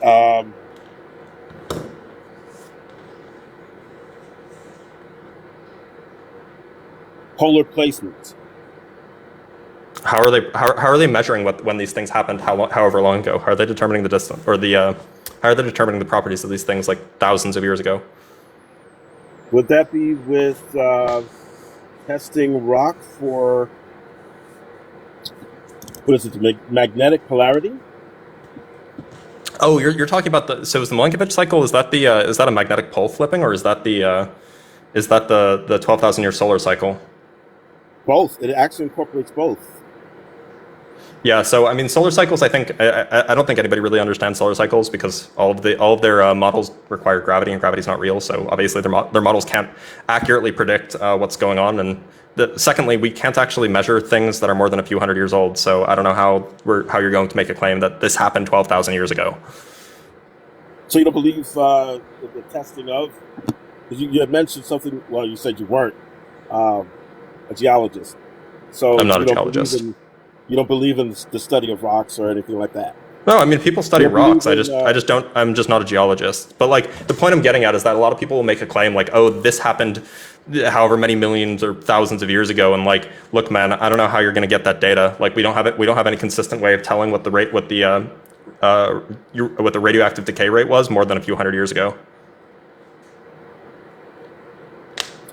Okay, so now you said radioactive decay rate? So that's usually how they date things, yeah. Oh, okay. What are there any other ways that they can test that? I don't know. You tell me. Are there other ways to age things? I believe there is. Okay, like what? Let's see. Let me go here.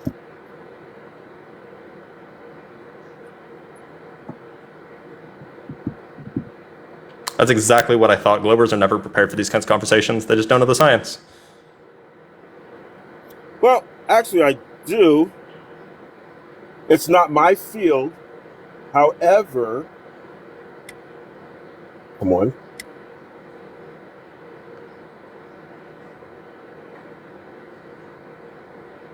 Let me just type this in here.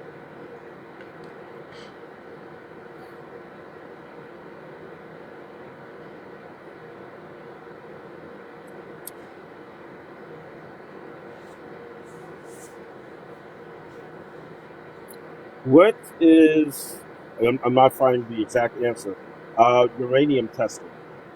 Uranium lead dating, yeah, it's a method of attempting to age the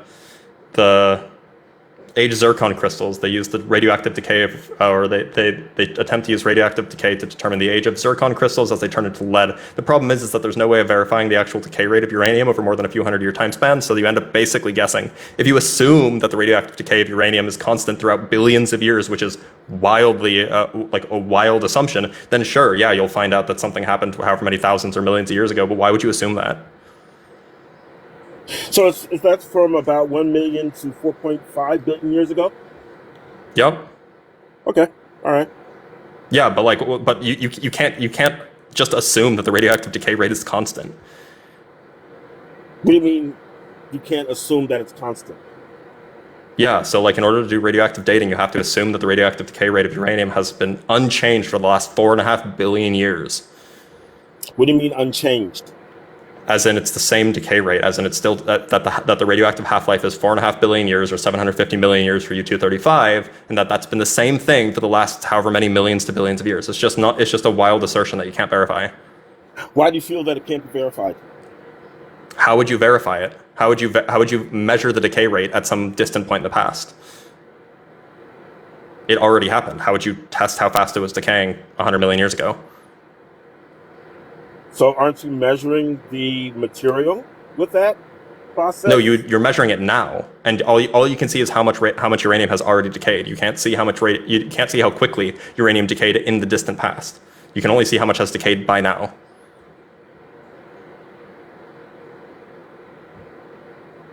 So, by the way, I just gotta shout out Bob, the science guy. Man has finally come around. He's a true earther now too. Power to the people. all right. So what is half-life? Half-life is the rate at which radioactive element decays. It basically is how much time you have to wait in order for half of the substance to go away. All right. So you're saying that there has to be a mother element with that? Yeah, sure. Uranium decays and it eventually turns into lead. All right. So if you know what that mother element or the daughter element is, I guess, then you can understand what the mother element, and you understand how long it took to decay from one to the other. Wouldn't that give you that time frame?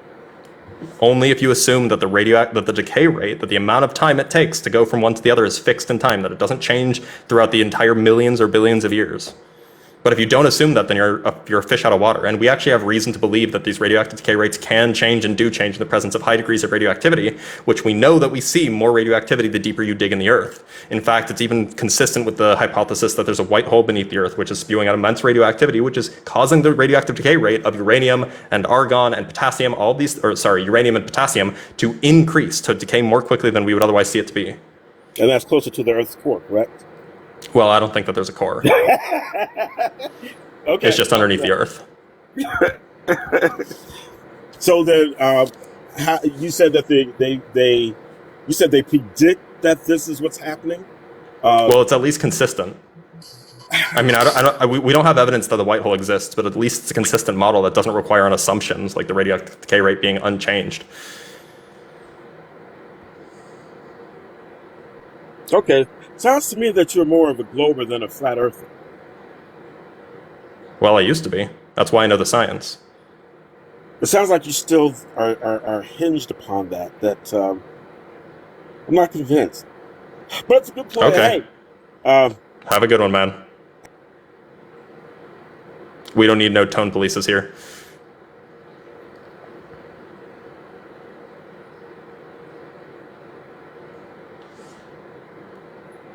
Man got flat smacked so hard, doesn't even know the science. Alex, how's it going? Good. Okay, can I ask you a question? Please. So, how do you believe that the Earth is flat when there are like time zones? The sun is in different places above the flat Earth at different times. Think like the time zones are like the spokes on a bike. Yeah, but you think that when you like go to the beach and you look at like the ocean and it's flat, and you say like the Earth is flat. Is that what you think? Yeah, it's obviously flat. Yeah, look. Well, you know that's because of gravity and because the world. Prove gravity is true. Prove gravity is true. Okay, if gravity wasn't. By the way, Alex, I have to double check. How old are you? No, hear me out though. No. I can't be talking to kids. I'm not going to be like one of those flirfs who goes around and gives flyers to kids. I'm not a creep.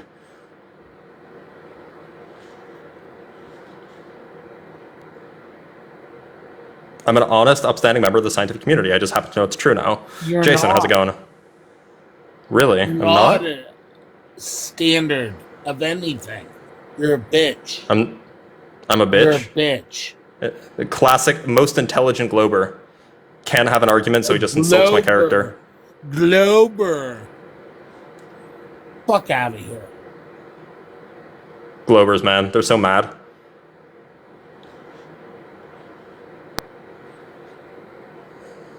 What's up? Secretary, how's it going? So I have undeniable proof. Even you can. What's the undeniable proof, brother? Deep Space Nine says it's a globe. I mean, it's science fiction, but I got to give you this. The science fiction is quite good. But look, man, if you just want to talk about science fiction, that's not what. Actually, I guess we are talking about science fiction, because the globe is fiction. Hey, what's going on, man? Hey, how's it going? Yeah, I'm just a little surprised because usually I would think that you'd be arguing for the Earth being a globe. So I've actually, I looked into this Dr. Stephen Crothers guy, and he makes some really convincing arguments that Einstein shouldn't be taken too seriously, honestly. And so, I looked into the math, I checked it out. He made really convincing arguments, and once Einstein's general relativity fell down, so did special relativity, and it all came crumbling down like a house of cards. Oh, interesting. Everything started to make sense. I only have a basic understanding of physics and science and all that stuff, but I'd like to have a conversation with you. I've actually been convinced that the Earth was flat, but at the same time, the only reason why I don't believe that is because of what science has been propagating to us through our education. Go ahead. Look, so I don't know if you know me. I went through the whole thing. I got my PhD in physics. I don't think anybody's being dishonest. At least at the professor level, none of the faculty are being dishonest. I just honestly think that they don't know, and they're not regurgitating lies. It's just like the stuff that the house of cards is really, really strong. The math is really, really hard to grasp, and so if you don't grasp the math, it's really easy to kind of just believe that Einstein was right, and then the house of cards stands on that. But if once you recognize that it's wrong, a lot of these alternative explanations seem to become a lot more plausible. What is your take on the photos of the Earth taken from space, or the moon landing? I mean, I used to say that they're obviously true, but man, it seems like the evidence that's in favor of the flat Earth seems to outweigh the evidence in favor of the globe. And look, who was actually the one that was sponsoring the experiments that proved Einstein wrong? Well, this was the European governments. And so if it's the European governments, should we really trust them with their European space agency and their satellites to take pictures of the Earth in a reasonable way? Yeah, it's really interesting. Now, let me understand your thought process on this. If the Earth is technically flat, which you believe now, what do you think happens when we get to the edge? Do you think that there's even an edge? I mean, what it seems to be the case is that it seems like there's an ice wall, and then on top of the ice wall, perhaps some large distance back, there's a firmament. Hey, have fun, man. I don't know, man. Take care.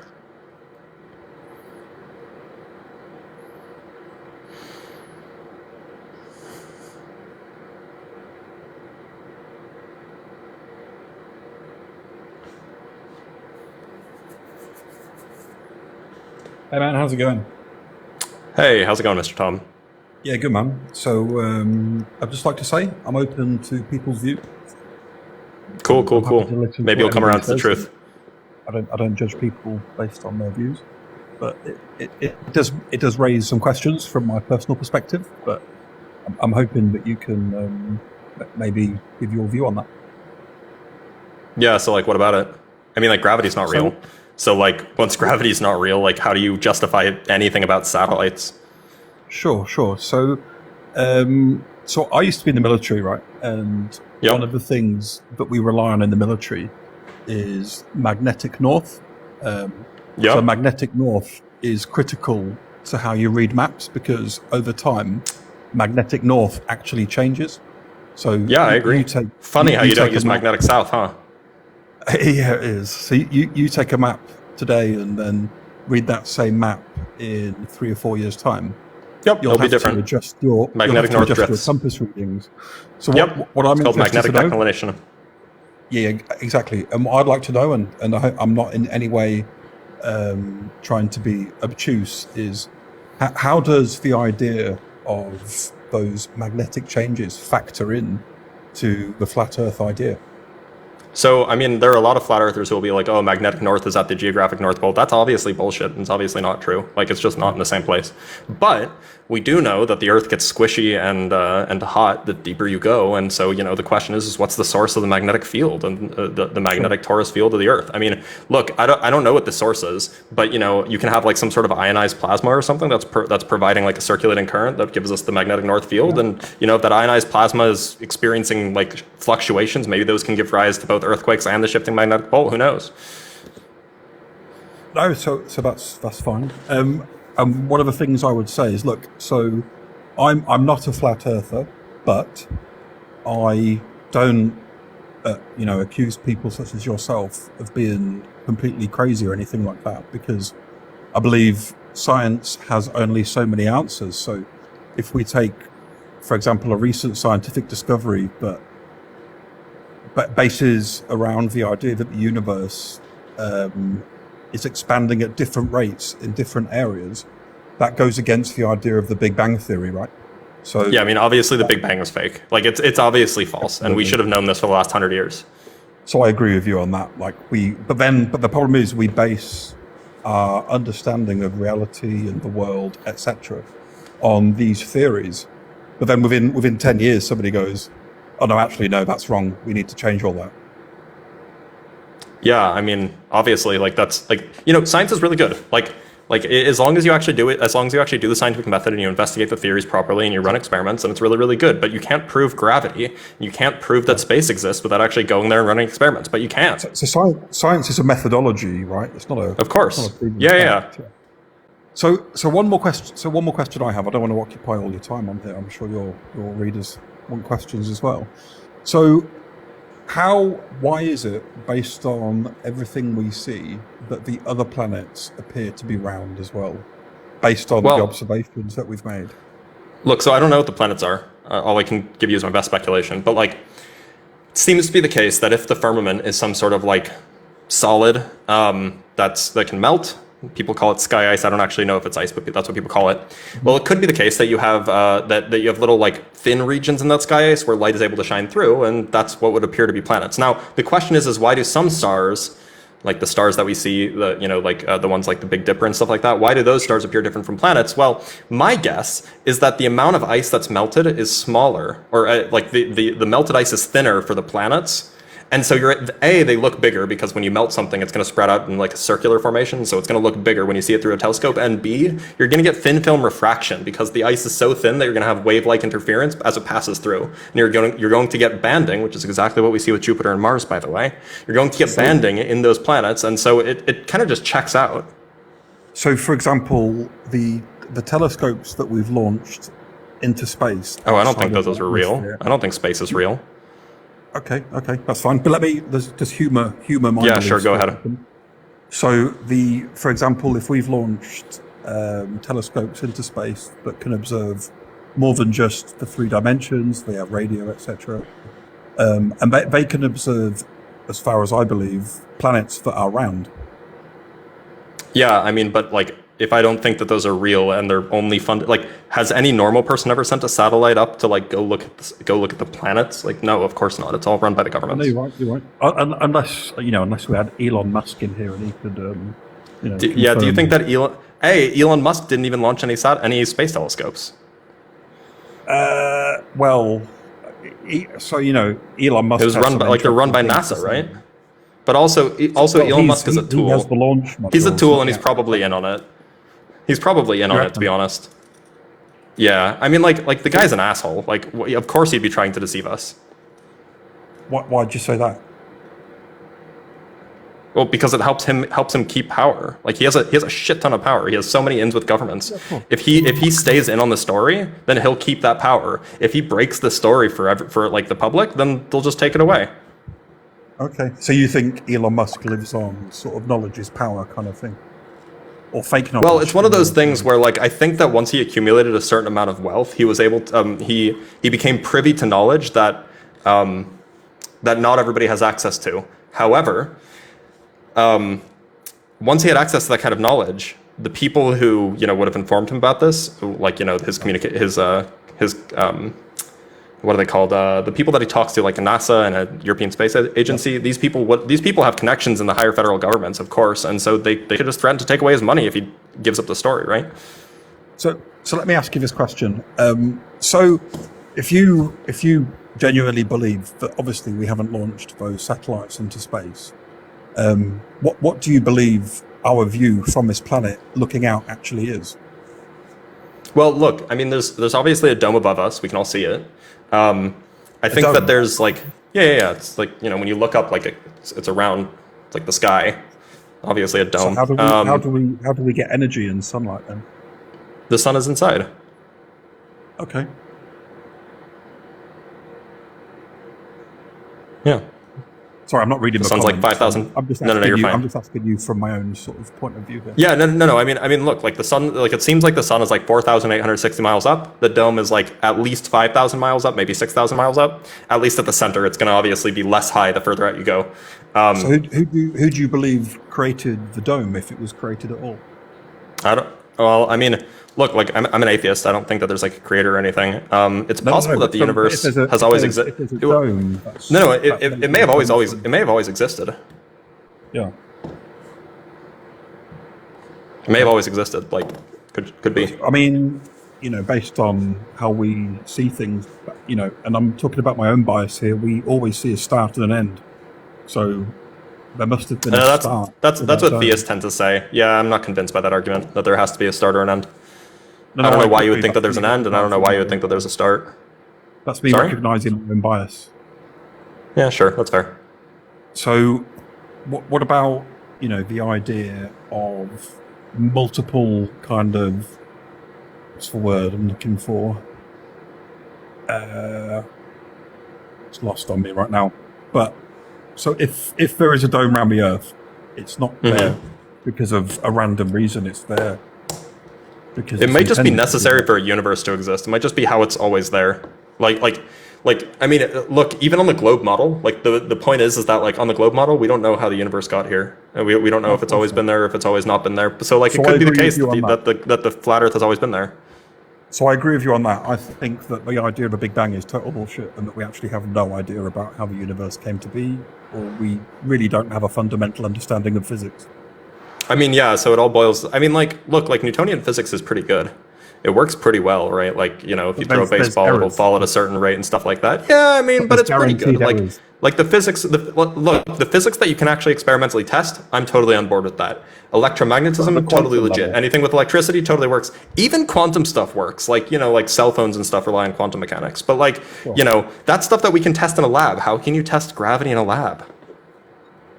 Well, yeah, exactly. So one of the things I found fascinating, and sorry, I know we're veering off topic on the flat or round Earth, but one of the things I found fascinating is, going back to something I said earlier, is that discovery that the universe is not expanding at a constant rate, and actually different parts of the universe expand at their own rate or completely different to other areas, which means there's a fundamental flaw in our understanding. There's got to be something wrong. My guess is just that that gravity is not real, and that's the mistake that they're making.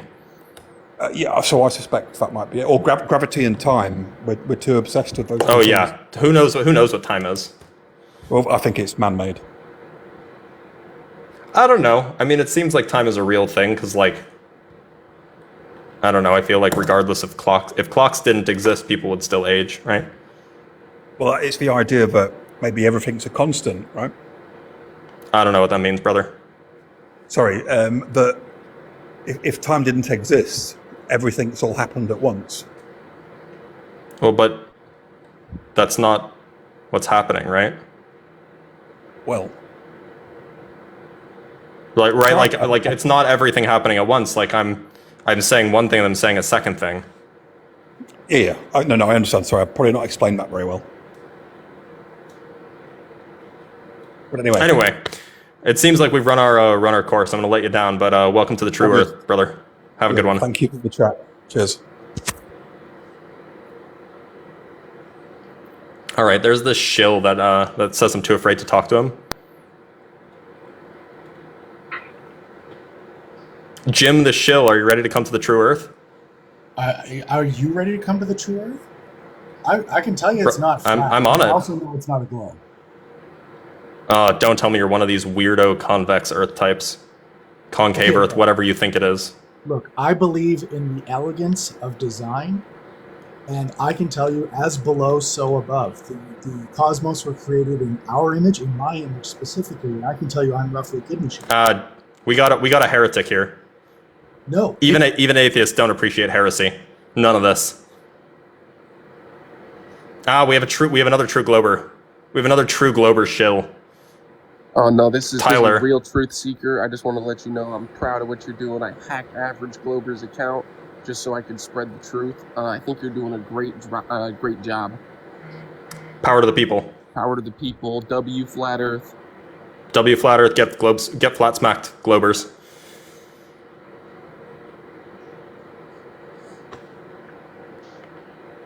Oh, hey, I agree with Zamboni. him. Yeah, I agree with him. Hell yeah. Let's get this stuff rolling. The truth is coming out. They'll all see when we have that eclipse, and there's going to be 3 days of darkness. Preach on, brother. Hell yeah, brother. Preach on. Hell yeah, Thank brother. you.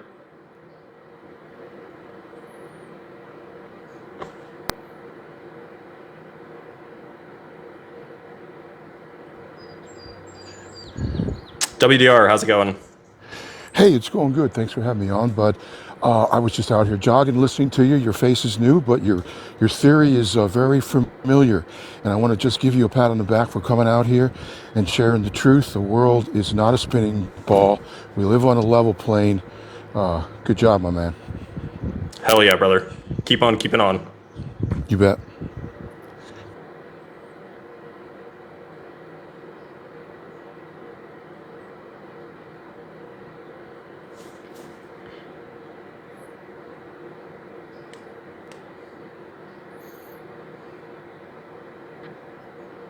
Hey man, how you doing? You good? Sorry, what? Hey man, how you doing? You good? You well? Yeah, I'm good. How are you, brother? Yeah, I'm all right, mate. Yeah, I solely believe that the Earth is round. It's like Why? Well, think about it. If I'm thinking about it. If we're the only flat Earth out there, how come there's no other planet that's been recorded that's flat? And which Why do you think there are other planets at all? Look, if you don't even know what the flat Earth model is, how can you even argue against it, man? Look, nobody's saying that Earth is like a flat pancake floating through space, and then there's other planets that are round. No, look, we live on a topographical plane. There's a dome over us, and then the planets appear to be lights and/or holes in the firmament. Nobody's ever been them. Nobody's ever been to them. Nobody's ever seen them in real life. Well, then, if that's true, then what's the eclipse all about? Then, if you know what I mean. The moon is coming in front of the sun, obviously. How do you explain Jupiter and Mars and all that lot? Yeah, so the planets, Jupiter, Venus, Mars, these appear to be larger holes in the firmaments, and the sky ice is sufficiently thin, they get thin film interference between the light coming from outside the firmament, bouncing back and forth, causing destructive interference, and we only see certain colors. That's why Mars appears red and Jupiter appears red and yellow. Why Venus appears yellow. Okay. So, do you believe that the flat Earth is surrounded by a giant wall of ice? Well, there does seem to be an ice wall, but it seems like you can climb on, the ice wall keeps the water in, obviously, but it seems like you can climb the ice wall, and then there's a dome the dome touches down to the ground, or to the ice anyway, further back. I don't know how far away that is, though. But how would you explain, other earthly elements, like lava and stuff like that? Well, I'm no geologist, but it does seem to be the case that the Earth gets warmer as you go deeper. I don't know why. It could be that there's a white hole powering the hot underbelly of the Earth. There's a white hole underneath that's emitting radiation, powering that temperature gradient. Could be. As you're a flat earther and all this, have you ever come across stories about Angata? About what? Angata? No idea what that is. It's a world inside a world. A big documentary was. Oh, that seems fake. It seems fake and non-scientific. World War I. Wrote a diary about going into the center of the Earth. And you're talking about Admiral Byrd. Yeah, so I suspect he probably just went into a cave. I don't actually think that there's a world underneath ours. Yeah, it's always good to keep an open eye, I suppose, like you guys keep an open eye about the world being flat. Hell yeah. Oh, yeah.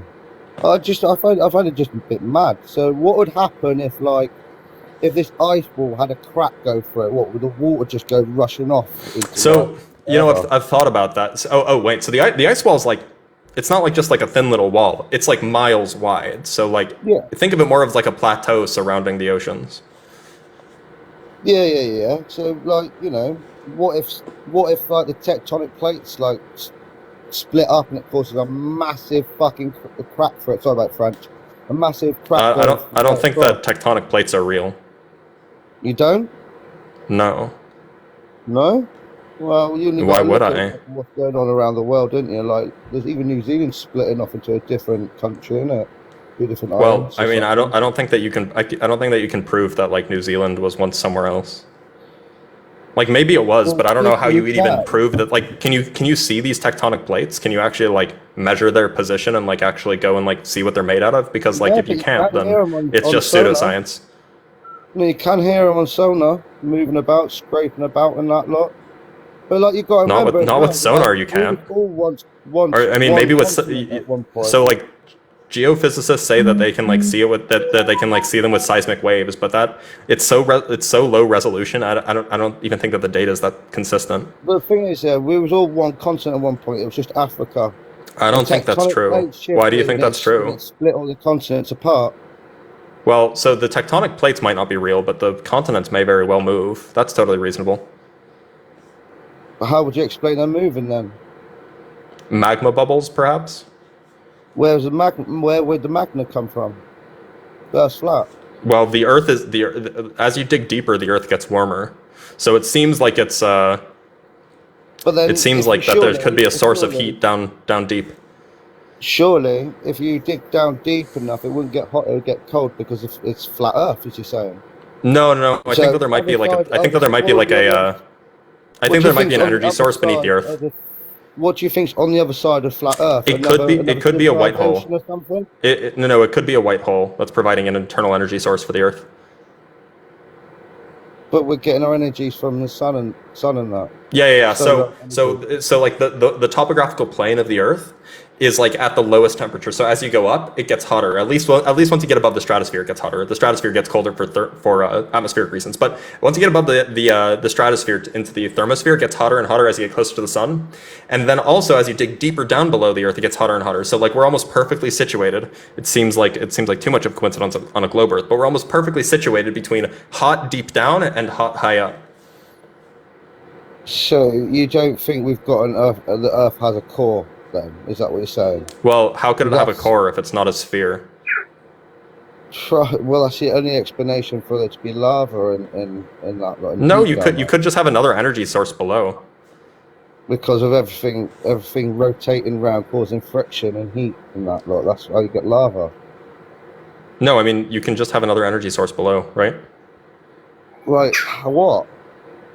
Like a white hole. A white hole, yeah. What's a white hole, though, bruv? Explain to me what a white hole. You know a white hole is a constant source. A white hole is a constant source of energy. It's like the opposite of a black hole.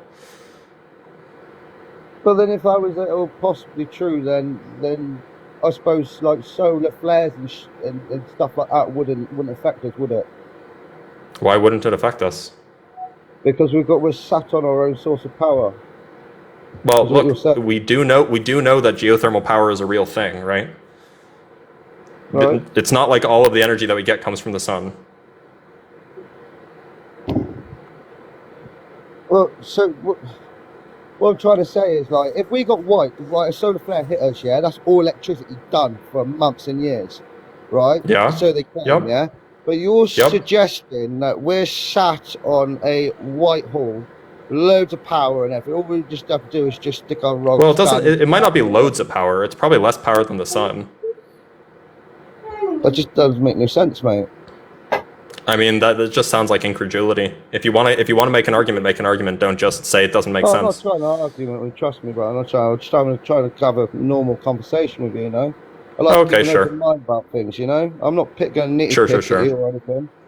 You know, okay, that's fair. That's fair. Just convince me that Earth's flat. Look, so there's just not convincing evidence that gravity is real, and once gravity is not real, then a flat Earth just starts to make a lot more sense. You have things like an ether that's causing the pendulums to start to swing in the other direction. We have things like electric fields that cause motion downwards. That explains why planes can fly, right? Scientists, like modern scientists, can't explain how planes fly. So not necessarily. I mean, we have invented anti-gravity now, like since the well, you can call it anti-gravity, but gravity is not real. It's just anti-electricity. Well, that's a tough one to say, isn't it? That's a tough one to argue about, isn't it? You know. I mean, not really. Like, none of the evidence for gravity is just not super. Like, the evidence for gravity is just not super strong, Well, right? you go out, if you did, all right, you say no one's actually been out of space, but I'm pretty sure there is. You go out of space, yeah, right? You can see Well, the yeah, you'd whole have to get there first, and I don't think anybody has. Yeah.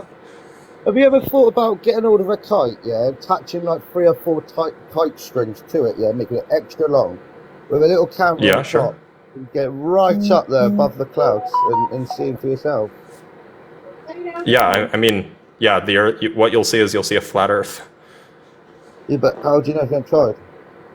Sorry, I've Oh, seen yeah, pictures from airplanes. I've been in airplanes before. It's a flat Earth. Yeah, but I've talked to many pilots and they said, yeah, it's got a curve. Sorry, one more time. I can't hear you. I've spoken to many pilots myself and they still agree with me, yeah, it's got a curve. If you look up on YouTube, pilots think the Earth is flat. You'll find like clip after clip after clip of pilots saying, "Oh yeah, it's 100% flat." Yeah, but then you get a handful that say that it is, and then you get another handful that says actually no. Have you done like polling? Do you actually know that most pilots think the Earth is flat and not, or most pilots think that the Earth is globe and not flat? Because man, like I don't know how you would prove that unless you actually have the data. If you have the data, maybe it'll convince me. But I don't know, man. Pilots are basically just like technicians for planes. They don't actually know physics. Yeah. I mean, the Earth's been pictured flat right back in the Egyptian times and stuff. It's all there on the walls and stuff. Going all the way back to all the civilizations. Yeah. So, what makes? Well, I don't understand what makes you believe that it's flat. Well, there's a lot of convincing evidence that like a lot of the science that's really existed since like the 1880s or 1890s, it's basically all bunk. Like it's been debunked for like the last, except quantum mechanics. Quantum mechanics is fine. Very, very weird, but it's fine. Like all this relativity and general relativity and gravity and quantum field theory, it's all nonsense. And so like that was kind of the final nail in the coffin for me, that I had to go back and actually reevaluate everything I was taught. And once I went back and I actually looked at that, well, there's a lot of explanations that make sense on a flat Earth, like the ether, like a rotating ether causing the Foucault pendulum to precess. Like that actually makes a lot of sense on a flat Earth. It doesn't make a lot of sense in a world without gravity. So, I don't know, man. One of those, man. I think we're both skeptical about the whole thing, to be honest, you know. Yeah, I mean, being skeptical is good. It's what science is about. Yeah, like you just said, science has been proven wrong. No. The science that can't be tested has been proven wrong, because obviously it can't be tested. There's good science. People do good science all the time. Condensed matter physicists do great science. They're making things like room temperature superconductors, which is a huge deal and will be world changing. But probably the government will stop them from doing that, because then we won't rely on their fossil fuels anymore. Yeah, as we get hydro generators and stuff better provided. Exactly. Yeah. But no, seriously, man. Like, you should try it out, mate. Attach a camera to a kite, get it right up there, get a bit of live. I've seen pictures from high up in the sky, brother. No, I know. Listen. I know you've seen pictures and that. Like, you've seen what others have produced. But try doing it yourself. Okay. Obviously, what you come up with. I've been in airplanes though. Yeah, well, give it a go, man. I've been in airplanes. What am I going to see with a kite that I'm not going to see in an airplane? I've spoken to many people that's been in airplanes, brother, and you know, some say the same as you, it's flat, and some others say no, it's definitely round. You know, it's one of those, isn't it? You know. Yeah. So look, if the evidence is inconclusive, then it's not good evidence either way. Who knows, eh? Who knows? But I'm surely if it's flat, right dead in the centre of this flat Earth, what would the time zone be? That'd be interesting, isn't it?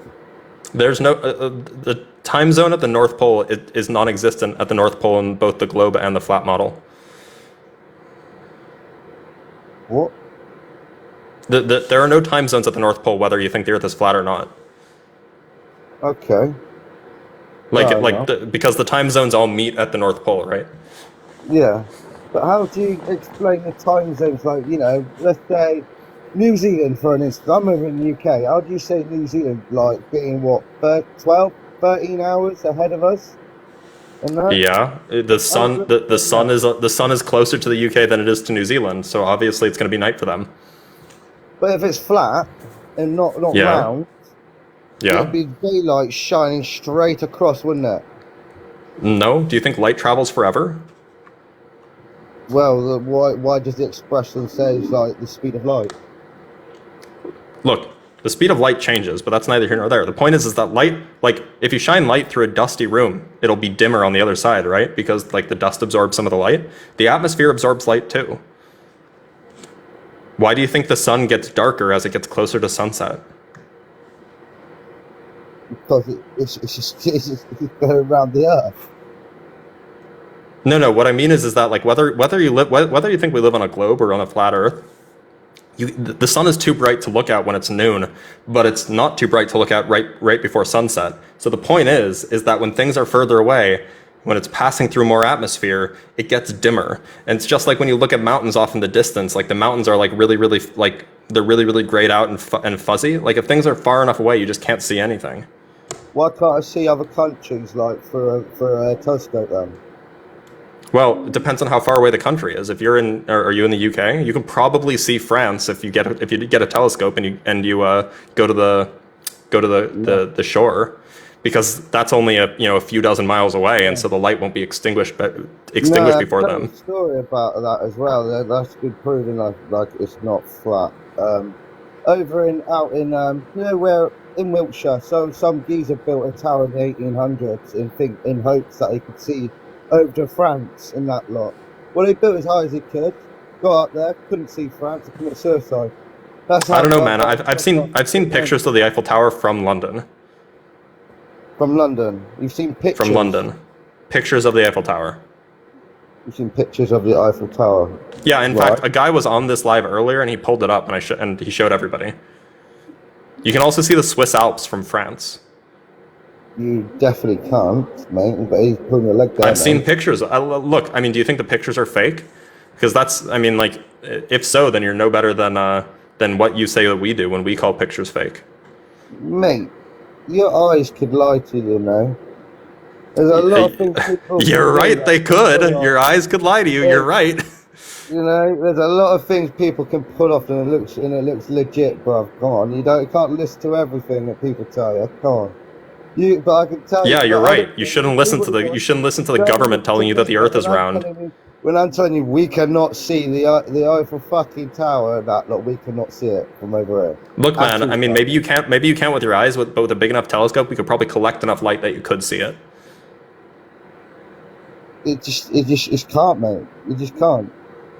I mean, this sounds like an argument from incredulity. You just got to use like the Nikon P900 or the Nikon P1000.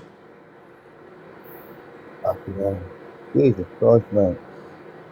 Well, why can't I see Los Angeles from our beaches or something? Well, because it's too far away, right? The light gets extinguished by then. They're pretty much lit up like the 4th of July, man. Come on. No, look, you can't even see the sun when it's more than a few thousand miles away, right? So how would you think that you can see Los Angeles from a few thousand miles away? Well, if Earth was flat, you should be able to, wouldn't you? Not if it doesn't produce. Look, I did the math with somebody earlier. You'd have to have something that emits like more than 10 to the 60 photons per second to be able to see something from 5,000 miles away, with that level of atmospheric extinction, which is what we would see on close to the surface. And look, there's just nothing that's bright except the sun, and the sun doesn't pass through nearly as much layers of atmospheric extinction because it's high above it, and we see that there's a pressure gradient as you go higher, and so the air is thinner, so it doesn't have to pass through as much air. Okay. Hey, I think I'm done, bro. I think I'm done. All right. Yeah, I still think. All right, Craig. All right, Craig. Anyway. Welcome to the true Earth, brother. All right, I have to bring on my real human brother again. I have to go fill up my water after I'm doing all this flat smacking. I need some water. As the real-life human brother of Dr. Blitz, I know how difficult it can be to admit when I am wrong, which happens as frequently as it does to the average human. That is why when someone like my brother is brave enough to accept the evidence that he was mistaken last year and use his lives to spread the truth, we should all support him. You can help him correct the Globers by subscribing, sending gifts, using Patreon and/or other options in the link tree on his bio. Or if you have already spent all your money on social media ads to debunk the moon landing, you can show your support by liking the live, sharing it with others, and leaving comments. To meet with like-minded truth seekers, use the link tree on the link tree in his bio to join his Discord channel. There you can discuss things like topics for new videos and all the things Nikola Tesla was prevented from sharing with the public. At any moment, the government might attempt to shut this live down, so it is important to support the channel to fight against those, like him, that would try to censor the truth. Now, many of you have been doubting whether or not I am an actual human being. I hope that some vocal inconsistencies, like those that just happened, help to persuade you that I am in fact a human organism made of physical meat. Have a great day and support the truth. My real human brother, being suppressed by the government. All right, there's this glober who thinks that he can debunk the flat truth. Nizar, how's it going? I'm doing fantastic. How are you? I'm doing all right, spreading the truth. You think you can debunk the flat Earth? Why don't you prove the globe Earth? I don't need to prove nothing. I just have a couple of questions about your model that kind of puzzle me. Please. So, you explain day and night by saying that the sun was in a circular motion about the Earth. Is it circular or does it I mean, it's approximately circular on a day-to-day basis, but it does spiral in and spiral out as the seasons pass by. So the seasons are spiraling in and out. Yes, sir, brother. And you're a professor of physics, right? I'm not a professor, I'm a researcher. But yes, I do have a PhD in physics. You have a doctorate in physics. Okay. Yes. So I don't have a doctorate in physics. I studied chemistry in college, and I'm pretty bad at it. Ah, the lesser science. I kid. Yeah, so we're the stupid people. But I have some questions for you. Are you talking Please. about, spectroscopy earlier and stuff? I'm not undermining anything by anyway, but do you see the tool that you have in your background? The level? Yep. Yes. So that's not to prove things are flat or straight, is it? It can prove that things are planar. That's what carpenters use them for, right? Not really, but they have. Sure, they do. No, they don't. I told you I'm a chemist. Well, I'm no carpenter, so I can't comment. All I know is that you can show that something is planar if the bubble stays in the middle the whole time as you drag it along. No, let me explain to you what I use it for. Maybe I'm using it wrong, but can't argue much with a doctor in physics. I use it to see if things are level or not, and level means perpendicular to the center that's pulling them down. I'm going to say pulling them down because you say you don't believe in gravity. Well, what do you mean center? Okay, so if you put it on a sphere, if I take a on the globe model, sure. I know that's what you think gravity. No. That's how you think gravity works. That pulls to the center. Sure. No. I know the model. But the point is with a big enough level, you should see deviations. You should see drop off. You should see that the gap between the surface of the water and the straight level gets bigger and bigger as you get further and further away. We just don't see that in the real world. Okay, so why? I mean, if there's no gravity, I'm a gravity believer. So what would I replace that with if I want to join your club? There's an electromagnetic gradient from the firmament down to the Earth, and everything has electrostatic charge. All we have to do is look at the curvature of the U1 gauge field that represents the electromagnetic field, and I mean you can just see the exact same gradient, and you can measure it. It's about 100 volts per meter. Once you see that, all you have to do is take the square root. You get about the 10 meters per second squared, which is exactly what we see. And obviously it varies place to place, depends on the location that you're in, and that's also what we see. So if I make, magnets don't work through magnetic ferrous, which is the cast iron or the iron. I mean, magnets, like if you have magnetic things, then compasses will be attracted to the magnetic thing. Yeah, of course. So if I make the flooring in my house all metal or specifically iron, I will float. Magnets and electric fields are different, though. You're a chemist, you know this. Yeah, but if I ground it, then it won't let electric field go through either.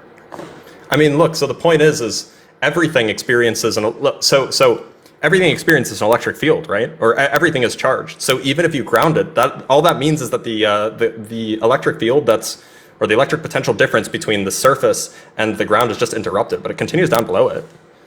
At least that's what the Maxwell's equations would suggest if you assume that the electric field's continuous. Okay. One more question for you. Sure so, thing. What color is the sun in your model? Yellowish. Yellowish. I mean, like I think it peaks in green. Like I'm still down with thermodynamics, brother. I'm still fine with the Stefan-Boltzmann law. Seems to work well. So why would it turn dark red in sunrise and in sunset? Rayleigh scattering. It's Rayleigh scattering. It's the same thing. Amazing. You were talking about you called it atmospheric. Atmospheric extinction, yeah. Extinction. Which is, in fact, Rayleigh scattering is the primary cause of atmospheric extinction. Very good. And where would the light go in such a model? It doesn't. It just gets scattered, right? Like the point is that like this is what happens on a globe Earth too. Like it's the same reason why you can't see a mountain, even though it would be above the horizon, because it's too the light is too the light gets scattered too much and it's too hazy. That's why distant mountains their color seems to fade and they seem to get blurry.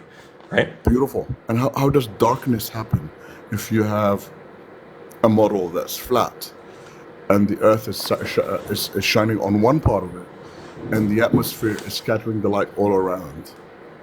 Yeah. So the point is that you can look at the. I actually did this math like 3 weeks ago. But what you can look at is you can look at the height of the sun above a certain point, and most of the time when it's above you, the amount of atmosphere that it passes through to get to you is relative. Sorry, the amount of air that it has to pass through to get to you is relatively small, just because like the air gets less dense as you get higher up. So like when it's above you, like there's not a whole lot of atmospheric extinction, even though it's 5,000 miles away. However, as it gets further away, as it gets like 5,000-ish miles away or so, that angle that it's coming at to get to you means that it has to pass through more and more atmosphere. And as it gets further and further away, that atmospheric extinction rate is going to grow because the angle gets smaller, and so it has to pass through more and more of that high density region of the atmosphere. And so what you're actually going to see is you're going to see an exponential fall off in the brightness of the sun, which is exactly what we do see when we see sunsets. I like what you're saying. I think it's proving me more than it's proving you. But my next question or follow-up question is: you said the atmosphere is less dense on the top. Yep. Okay, and how high is this? What did you call it, or what stupid globers? The firmament. The sky. Yes. How high is it? It's at least like 6,000 miles up. Okay, and the sun is about 5,000 miles up. Yeah, I mean, like the question is what's the actual shape of the thing? Like the general idea is that it's like hemisphere shaped, but it could be like more like higher at the top, and it could be like not perfectly hemisphere. It could be like more flat at the top, and then curving down more steeply at the sides. It's not super clear.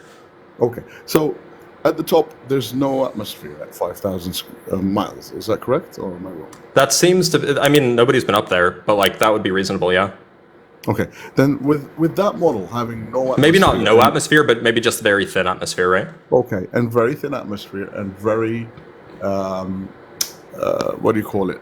Very minimal extinction or atmospheric extinction. That's what you call it. Yes, why isn't everything daytime all the time? And why doesn't the atmosphere act like a fiber optic? Because there's a lot of extinction down at the surface. Like the bottom 20 miles of the atmosphere is sorry, I'm still getting over my indoctrination. The atmosphere flat. The bottom 20 miles of the atmosphere flat. That's where most of the air is, and so all of the extinction is basically going to happen there. Okay, your extinction does not explain why the color of the light changes. Sure, it does. We should be so. Rayleigh scattering works just as well in the atmosphere flat as it does in your atmosphere. It does, but following what you say, in a very deep valley, there should be no white light. It should be all red. What do you mean in a very deep valley? I mean like the deepest valley on Earth is like 100 meters below sea level. It's actually more than that. It's in the Dead Sea in Jordan. Isn't the Dead Sea just like? Well, I was thinking of like the deepest land, yes. which is like a. Well, what's a few hundred meters versus 20 kilometers? It's 5%. It's like 95% difference there. Yeah, and so the air density is going to be significantly thicker there, but that's not a large enough region of space to have a significant amount of extinction. Like the extinction rate, there's basically no extinction under like 250 kilometers. Anything above 250 kilometers is where you start to see significant extinction because it's exponential. Okay. And our eyes also work logarithmically. So like the exponential and logarithmic factor kind of cancel out, and you get a linear decrease basically. But anyway, that's neither here nor there. How do you? There's basically a cutoff. How do I? The sun heats air in different ways depending on where it is. Why is that? Since it's all at the same level. The sun moves from day to day. Sometimes it's closer to the southern hemisphere, and sometimes it's closer to the northern hemisphere. Okay. 2 more questions, then I'll bid you a happy April 1st. Brother, I don't need no tone police in here. My before end question is, how do you explain areas where it's light for 6 months continuously? You mean like in like Sweden. Norway? And Norway, Sweden. Yeah, I mean the sun makes a small circle above the Tropic of Cancer, and so you're going to have areas that are sufficiently close to the sun that they'll see sunlight all day. Okay, and that explains why there's dark spots on the other side as well. Yeah. Okay. Have you not seen the Gleason map? No, those light spots shift from season to season. Yeah, as the sun moves during the northern hemisphere's summer, the sun is above the Tropic of Cancer. During the southern hemisphere's summer, it's above the Tropic of Capricorn. So it just moves, it changes places. It spirals out over the course of the seasons and it spirals back in. Okay, one last question. So if I'm in a city, let's say Los Angeles or whatever, pick a city. If I'm in a city, how come 2 places have different temperatures at the same time? The same reason why they have different temperatures on a globe. The sun is giving different amounts of radiation to that area. A globe has better explanation than that, especially when it comes to mountains and valleys.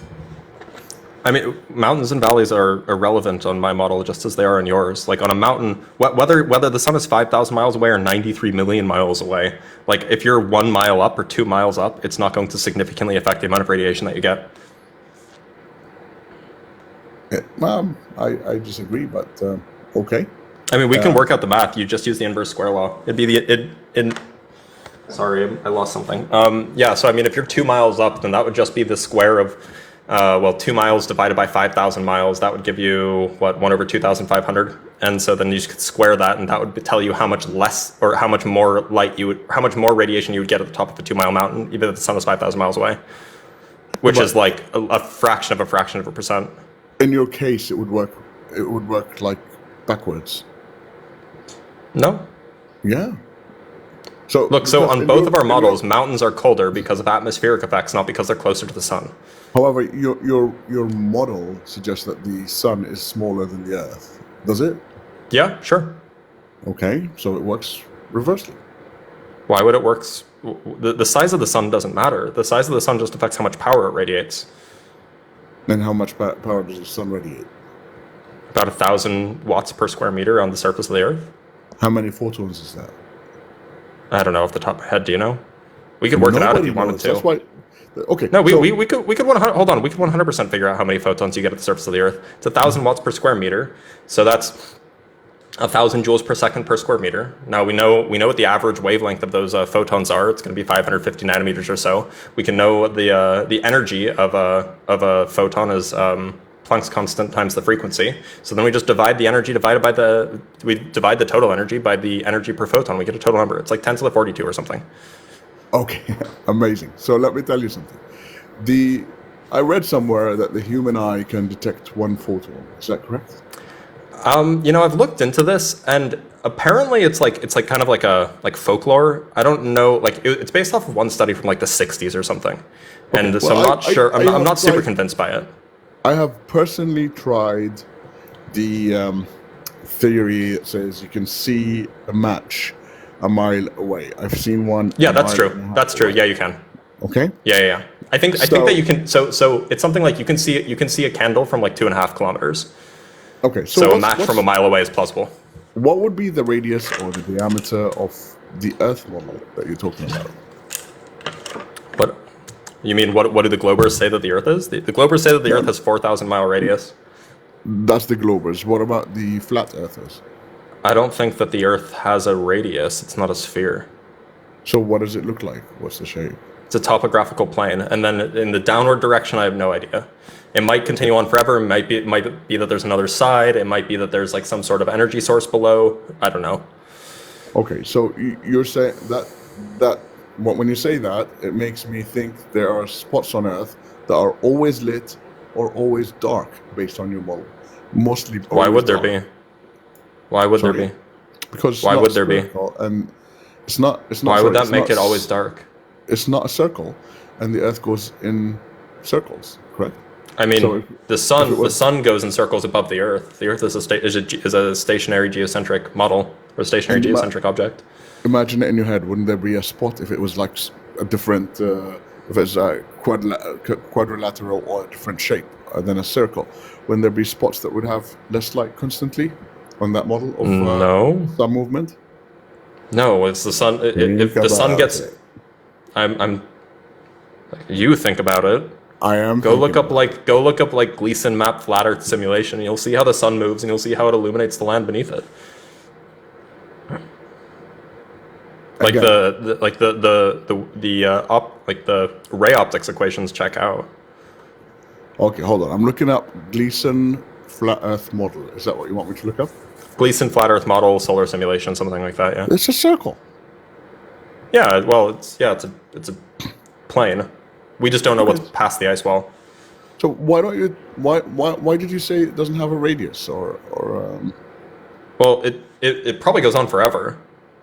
So like we could talk about like the radius of the Earth as we know it, and that's going to be like 4,000-ish miles from.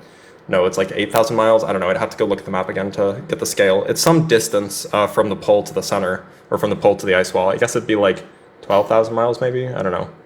So I don't know that number off the top of my head. If it goes but on like forever, then there's stuff. Then there's probably stuff beyond the ice wall that we just don't know about.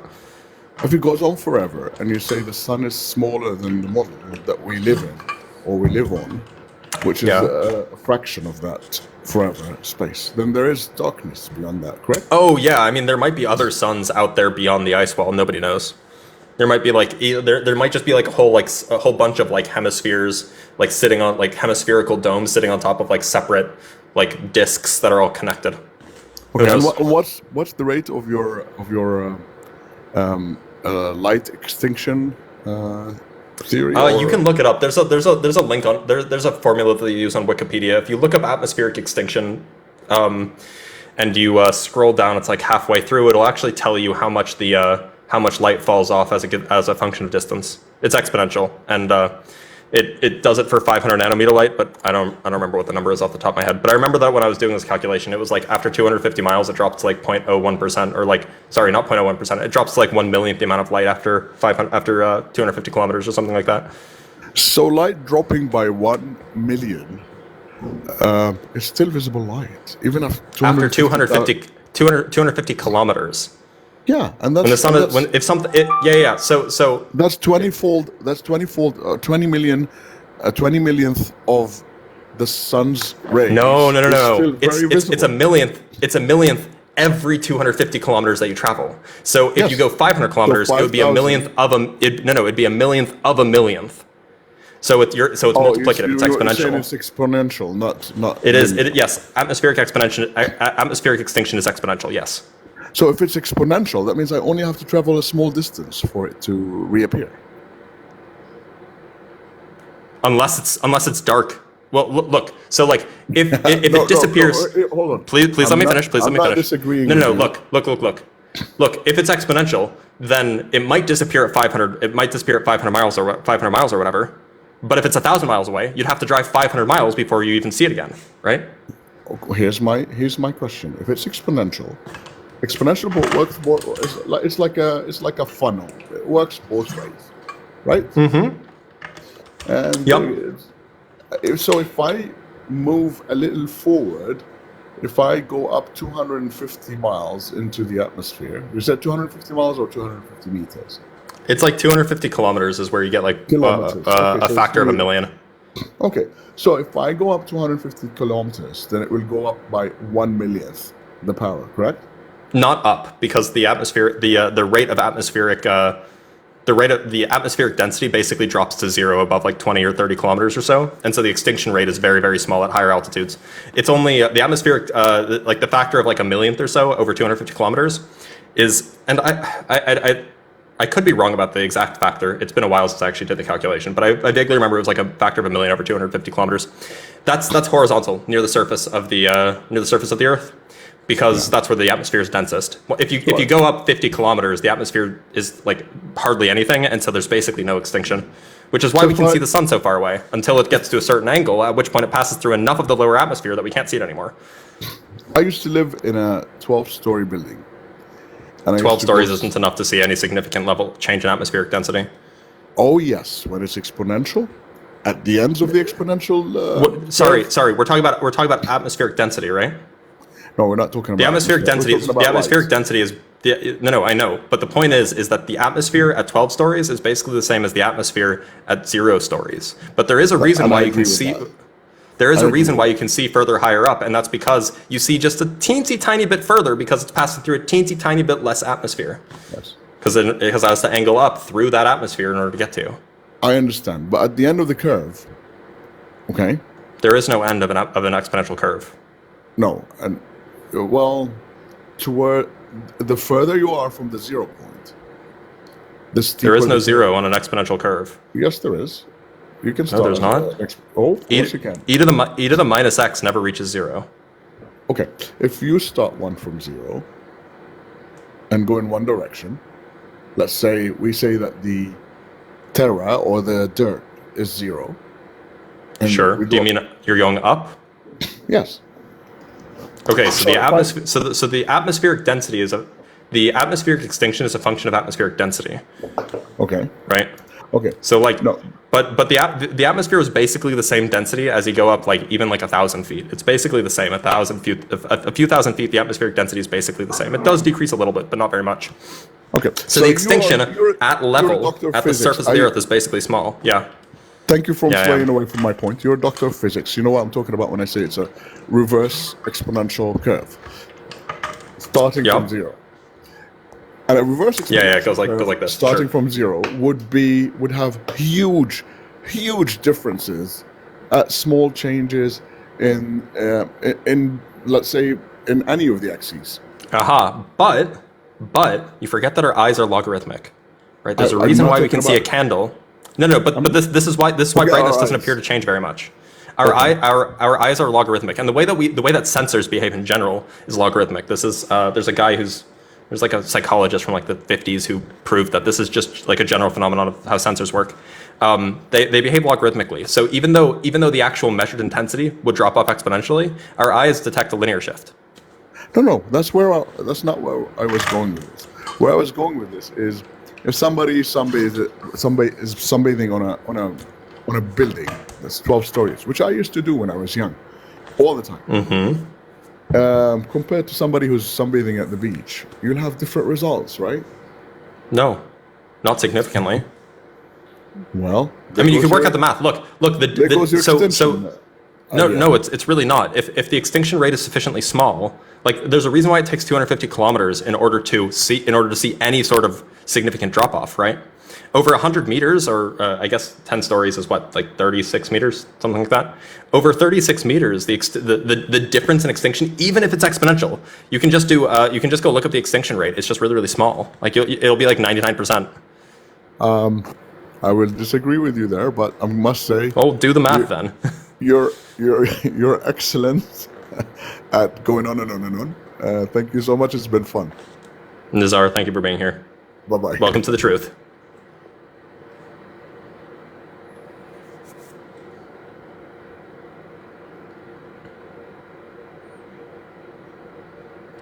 All right, let's bring up this shill. Shill thinks that satellites are real. Get flat smacked. Oh, I guess the shill's afraid. By the way, support the truth. You know, if you want the truth to get out there, if you want me to do this full time, you really got to support the truth. Eric, how's it going? Hi, Dr. Blitz. How are you, man? I'm doing okay, Eric. Are you with the truth or are you with the globe shills? To be honest, I'm still kind of on the fence. Like I'm putting both sides. I'm still kind of. Well, just keep listening, brother. Yeah, just keep listening, brother. I'm still kind of used to. Just keep up the good work. Keep listening, brother. Hey, brother. So I'm a new flat earther, and I'm trying to. Welcome to the truth. I'm glad you come around. But you seem like you know a lot, so I'm trying to figure out how to, argue against these NASA shills. Yeah, you just gotta put in the work. I mean, look up Dr. Stephen Crothers. That dude really dismantled Einstein, and then their whole house of cards just collapses. Yeah, so people keep challenging me to say, like, how can I produce like lift and resist the force of gravity and stuff like that with electromagnetism? What can obviously I gravity's fake. That? Gravity is obviously fake. Tell them to prove gravity. Yeah, good point. Is there anything I could do with like they say the Earth looks round, but maybe there's some like sort of like weird string theory voodoo. Tell them to get their eyes checked. I don't know, brother. Just tell them to get their eyes checked, because when I look out, it looks flat to me. Yeah, fair enough, brother. Well, any other advice you can give me? Yeah, just don't stop fighting the good fight and carry on. Yeah, will do.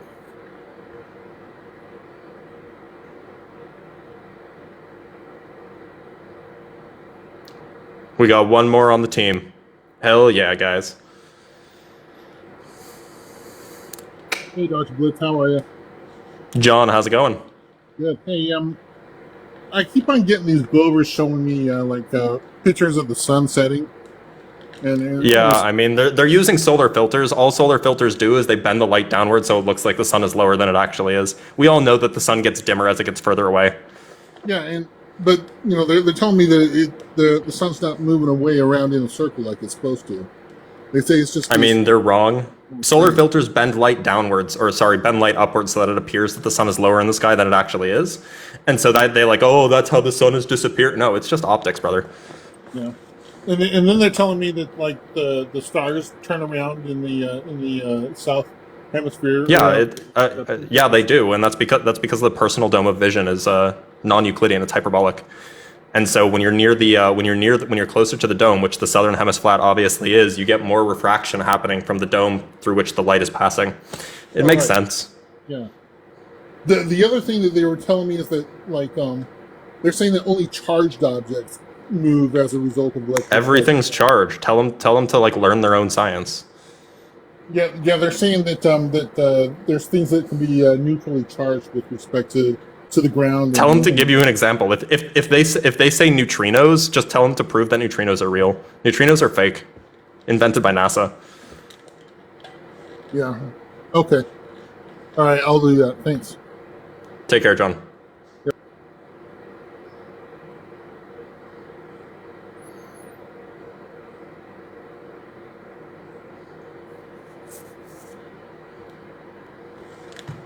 Good. Jay's reposting on his live. Great. He's sharing the good news.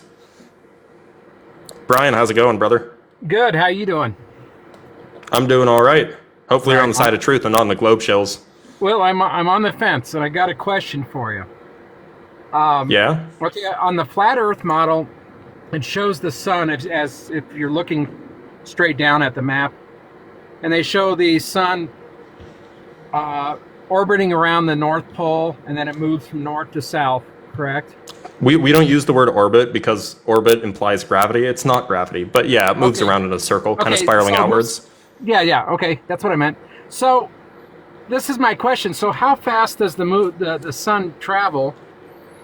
And as it moves south or towards the Antarctic, it would have to increase in speed versus being up north.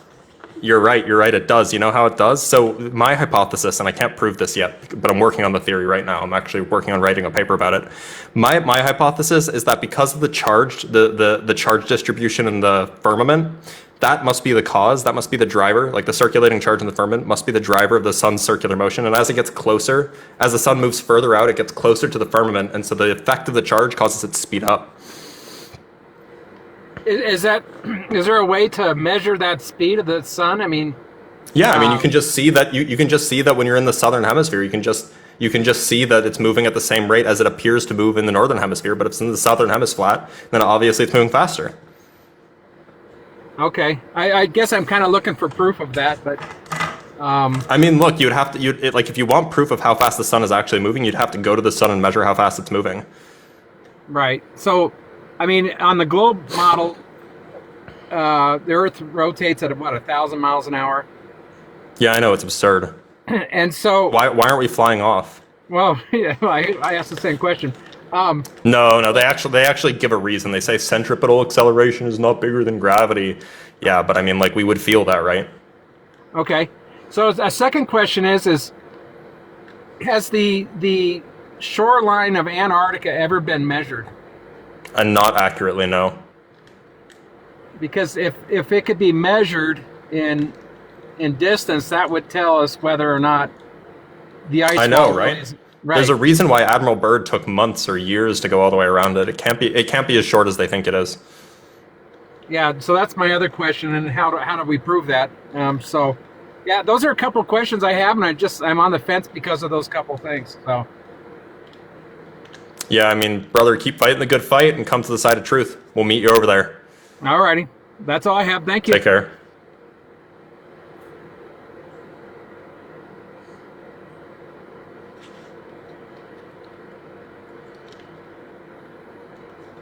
Oh, hey.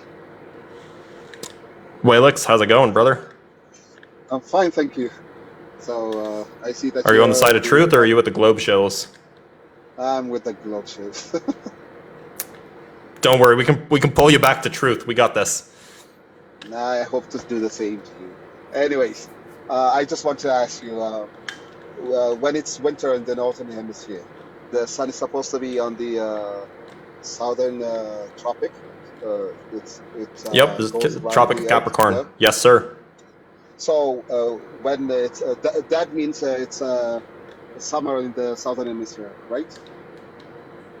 Yeah. Yes, sir. Okay. So let's just pick a spot on Antarctica, like somewhere right across the Argentinian tip.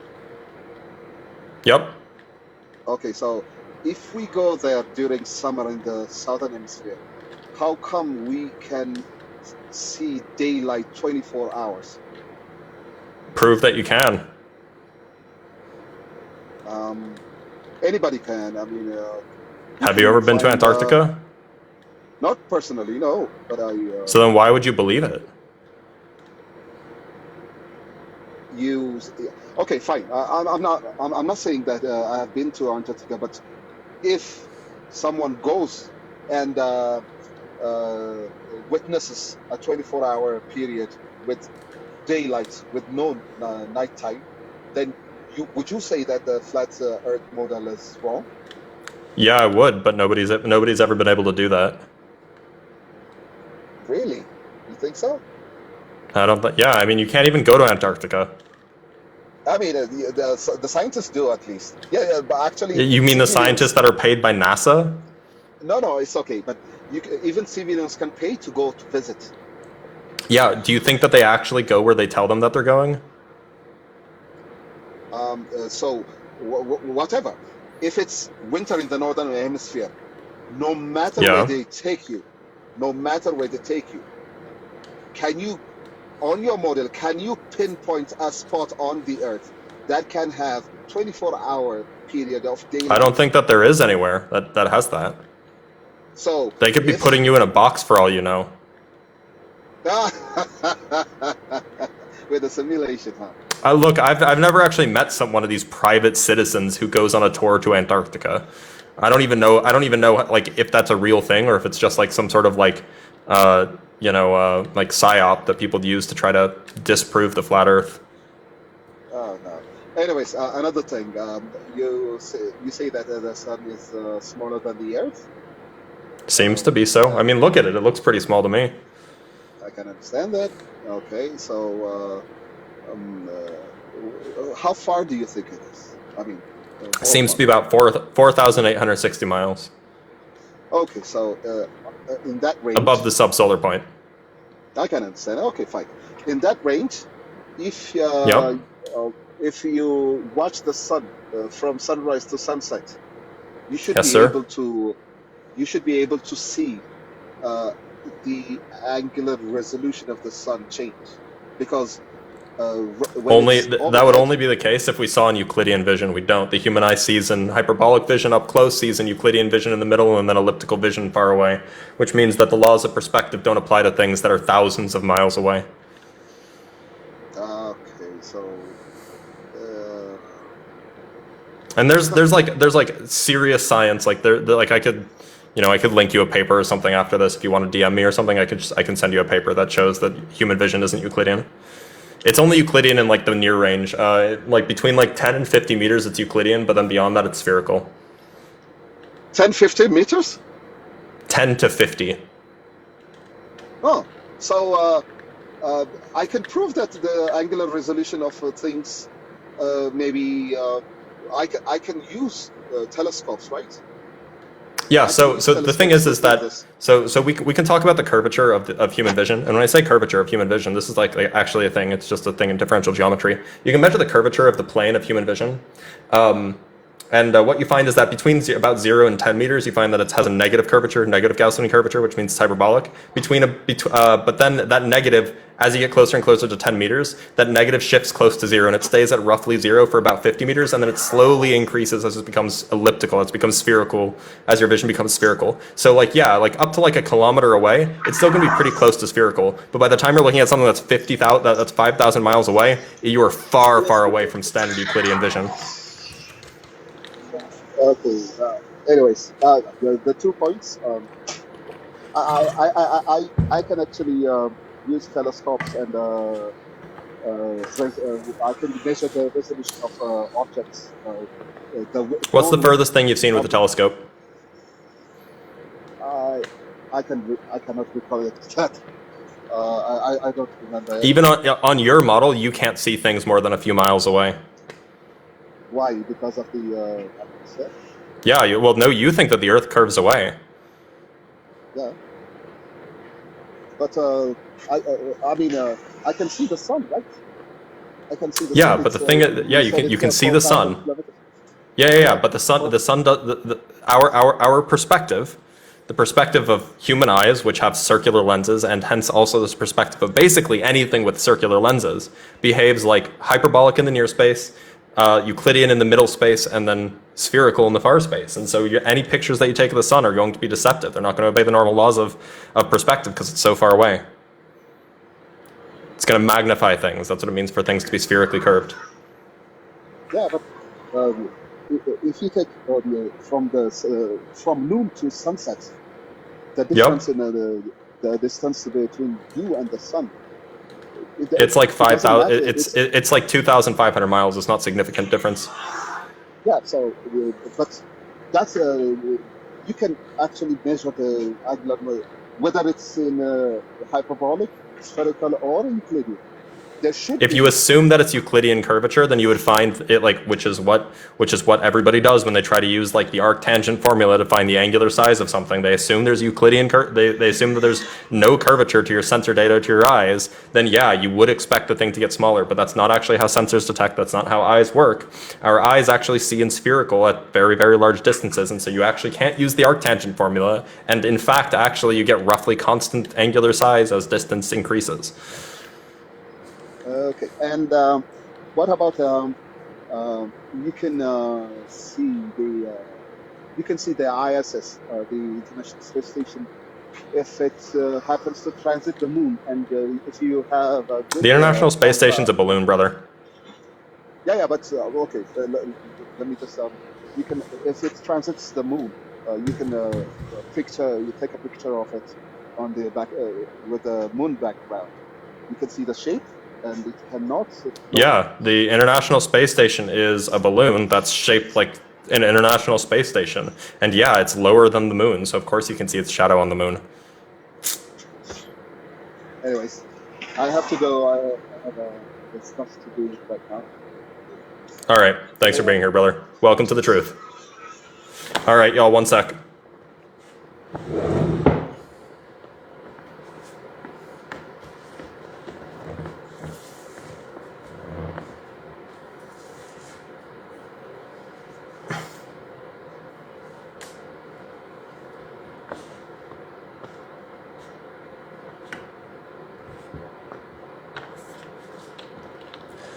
All right, y'all. Happy April Fool. Happy April Fools. I can't do it for longer. I can't do it for longer.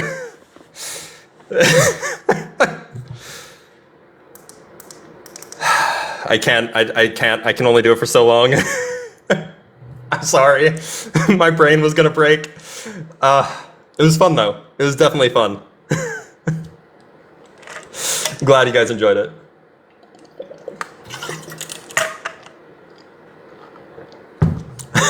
Yeah, look, I was this close to breaking a few times, but you know.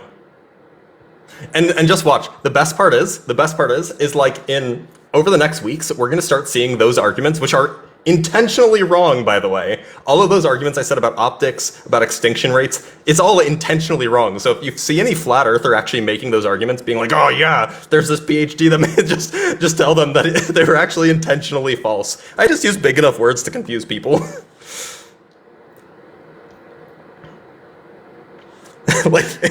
They're really easy to dismiss. Yeah, humans actually don't see in hyperbolic or in elliptical vision close up. We actually see an elliptical vision. We see an hyperbolic vision in the mid range. We see an elliptical vision close up, and we see an Euclidean vision in the distance, which actually means that we actually do see things properly at large distances using normal perspective.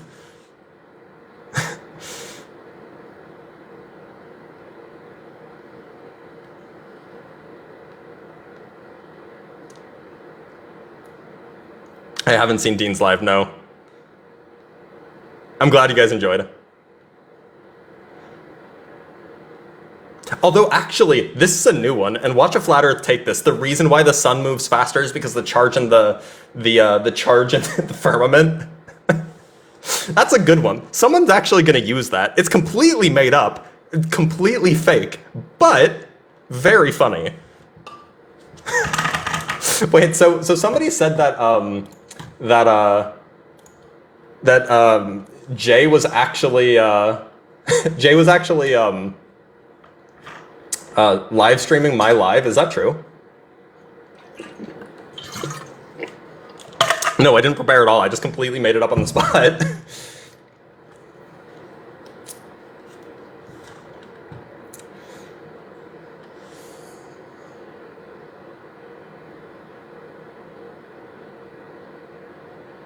Trump is Christ, says Dean's live. I'll have to go visit that in a minute. That sounds fun.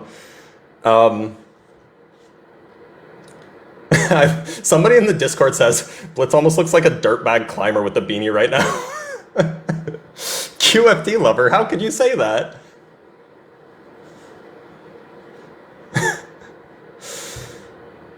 I looked, okay, but look, the thing is with the beanie and the hair down, with glasses, the look doesn't work. Look, like with the look just doesn't work with glasses, right? If I do this, and then I do the beanie, it doesn't work with glasses. Like the entire, I don't know, I don't think it works. And so, I don't know, I feel like I can't sell like the I'm a burnout, I don't actually know what I'm talking about kind of vibe. But so, and also I typically don't wear beanies anyway because they tend to give me forehead acne, like a lot. Give me a lot of forehead acne, which is really annoying. So that's why I don't do that. And you know, my hair gets in my face, so that's kind of annoying. Is this a bad live to gift subs? This is, yeah, I'm just reading the Discord, right? By the way, go enjoy the Discord. If you haven't seen this, go watch the Discord. It's really, really fun. There's a lot of great, funny conversations.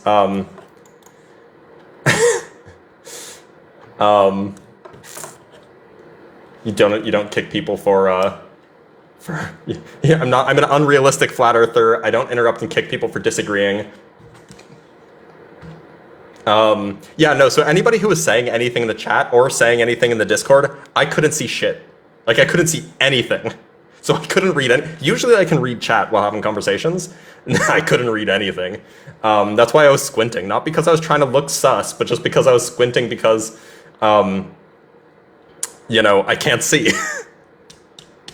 Oh yeah, this is amazing. I got Tom Bombadil from Lord of the Ring fame on his live. Yeah, people were spilling the beans in chat, which is a bummer.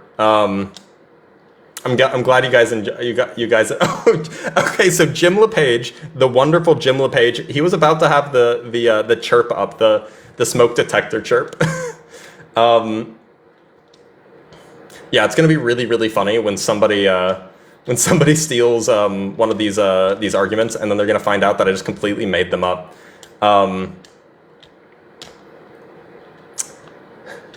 Okay, it's a token, not a beanie. Yeah, anyway, so this is a once a year thing. I can't go around convincing people flat Earth is real. That would be unethical. Once a year, it's acceptable, and if you fall for flat Earth on April Fools, then there is no saving you anyway. But yeah, I tend to not do the disingenuous devil's advocate thing, so I'm not going to do that generally. No, actually, the funny thing about the logarithmic eyes thing is it's actually a debunk of flat Earth, because yes, it is true that there's an extinction rate in the atmosphere. That's a real thing, and the numbers that I was pulling are roughly right. The trouble is that the distance to the sun, you would have an exponential decay, but your eyes see logarithmically, so the sun shouldn't appear to go dark suddenly. It should actually appear to go dark linearly. But nobody caught on to that, so that's funny. Same time next year? Yup, same time next year. Same time next year. Are you on blue? I don't know what that means.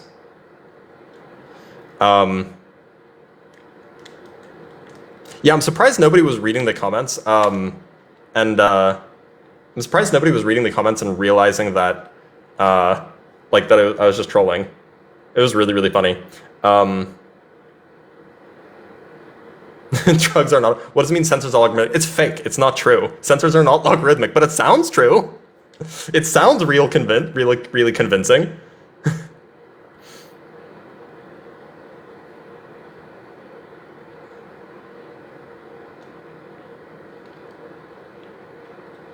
Yeah, but like you can have like non-logarithmic sensors. You can detect single photons and then just count them, right? And that's not logarithmic.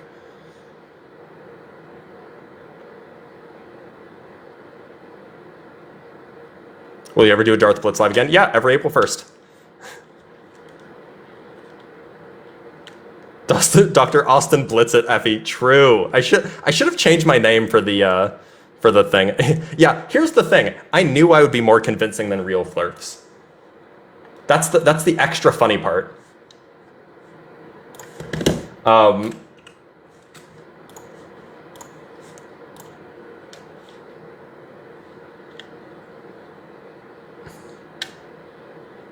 I think we're gonna be done. I might go troll somebody else's debate, but I think that we're gonna call it a day. That much holding in the meme face was the best I could do for 3 hours.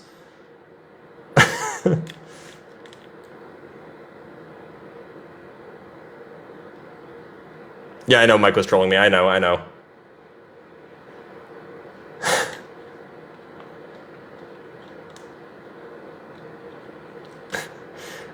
What's the truth? Do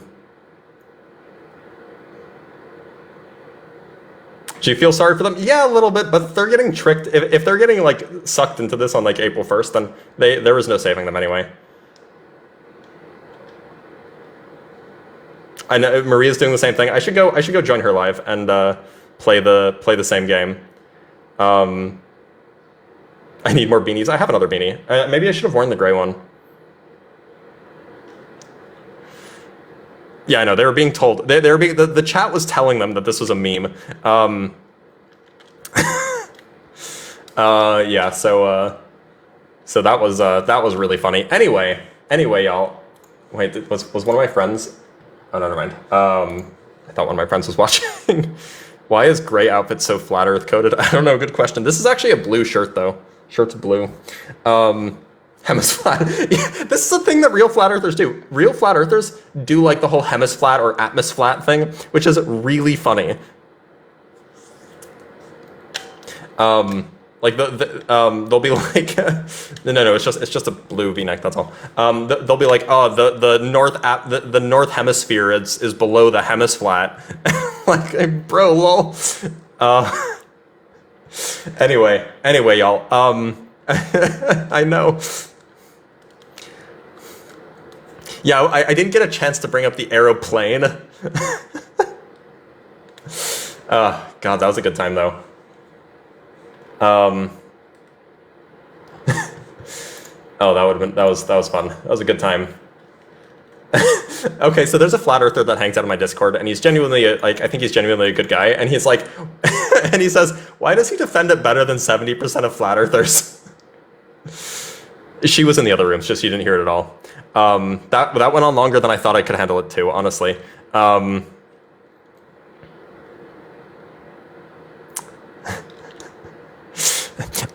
Obama. We got an Obama. All right, y'all. I'm going to end the live here. I'm going to go troll somebody else's... yeah, I did. I'm going to end the live here. I'm going to go troll somebody else's live and see if we can have a good time for the next hour or so before I go to bed. I will see you guys next time. We are regularly scheduled for a normal scheduled debates tomorrow. We might do something that you guys like. Anyway, remember to join the Discord. If you're not in there, consider following all these lovely things, and I'll see you next time.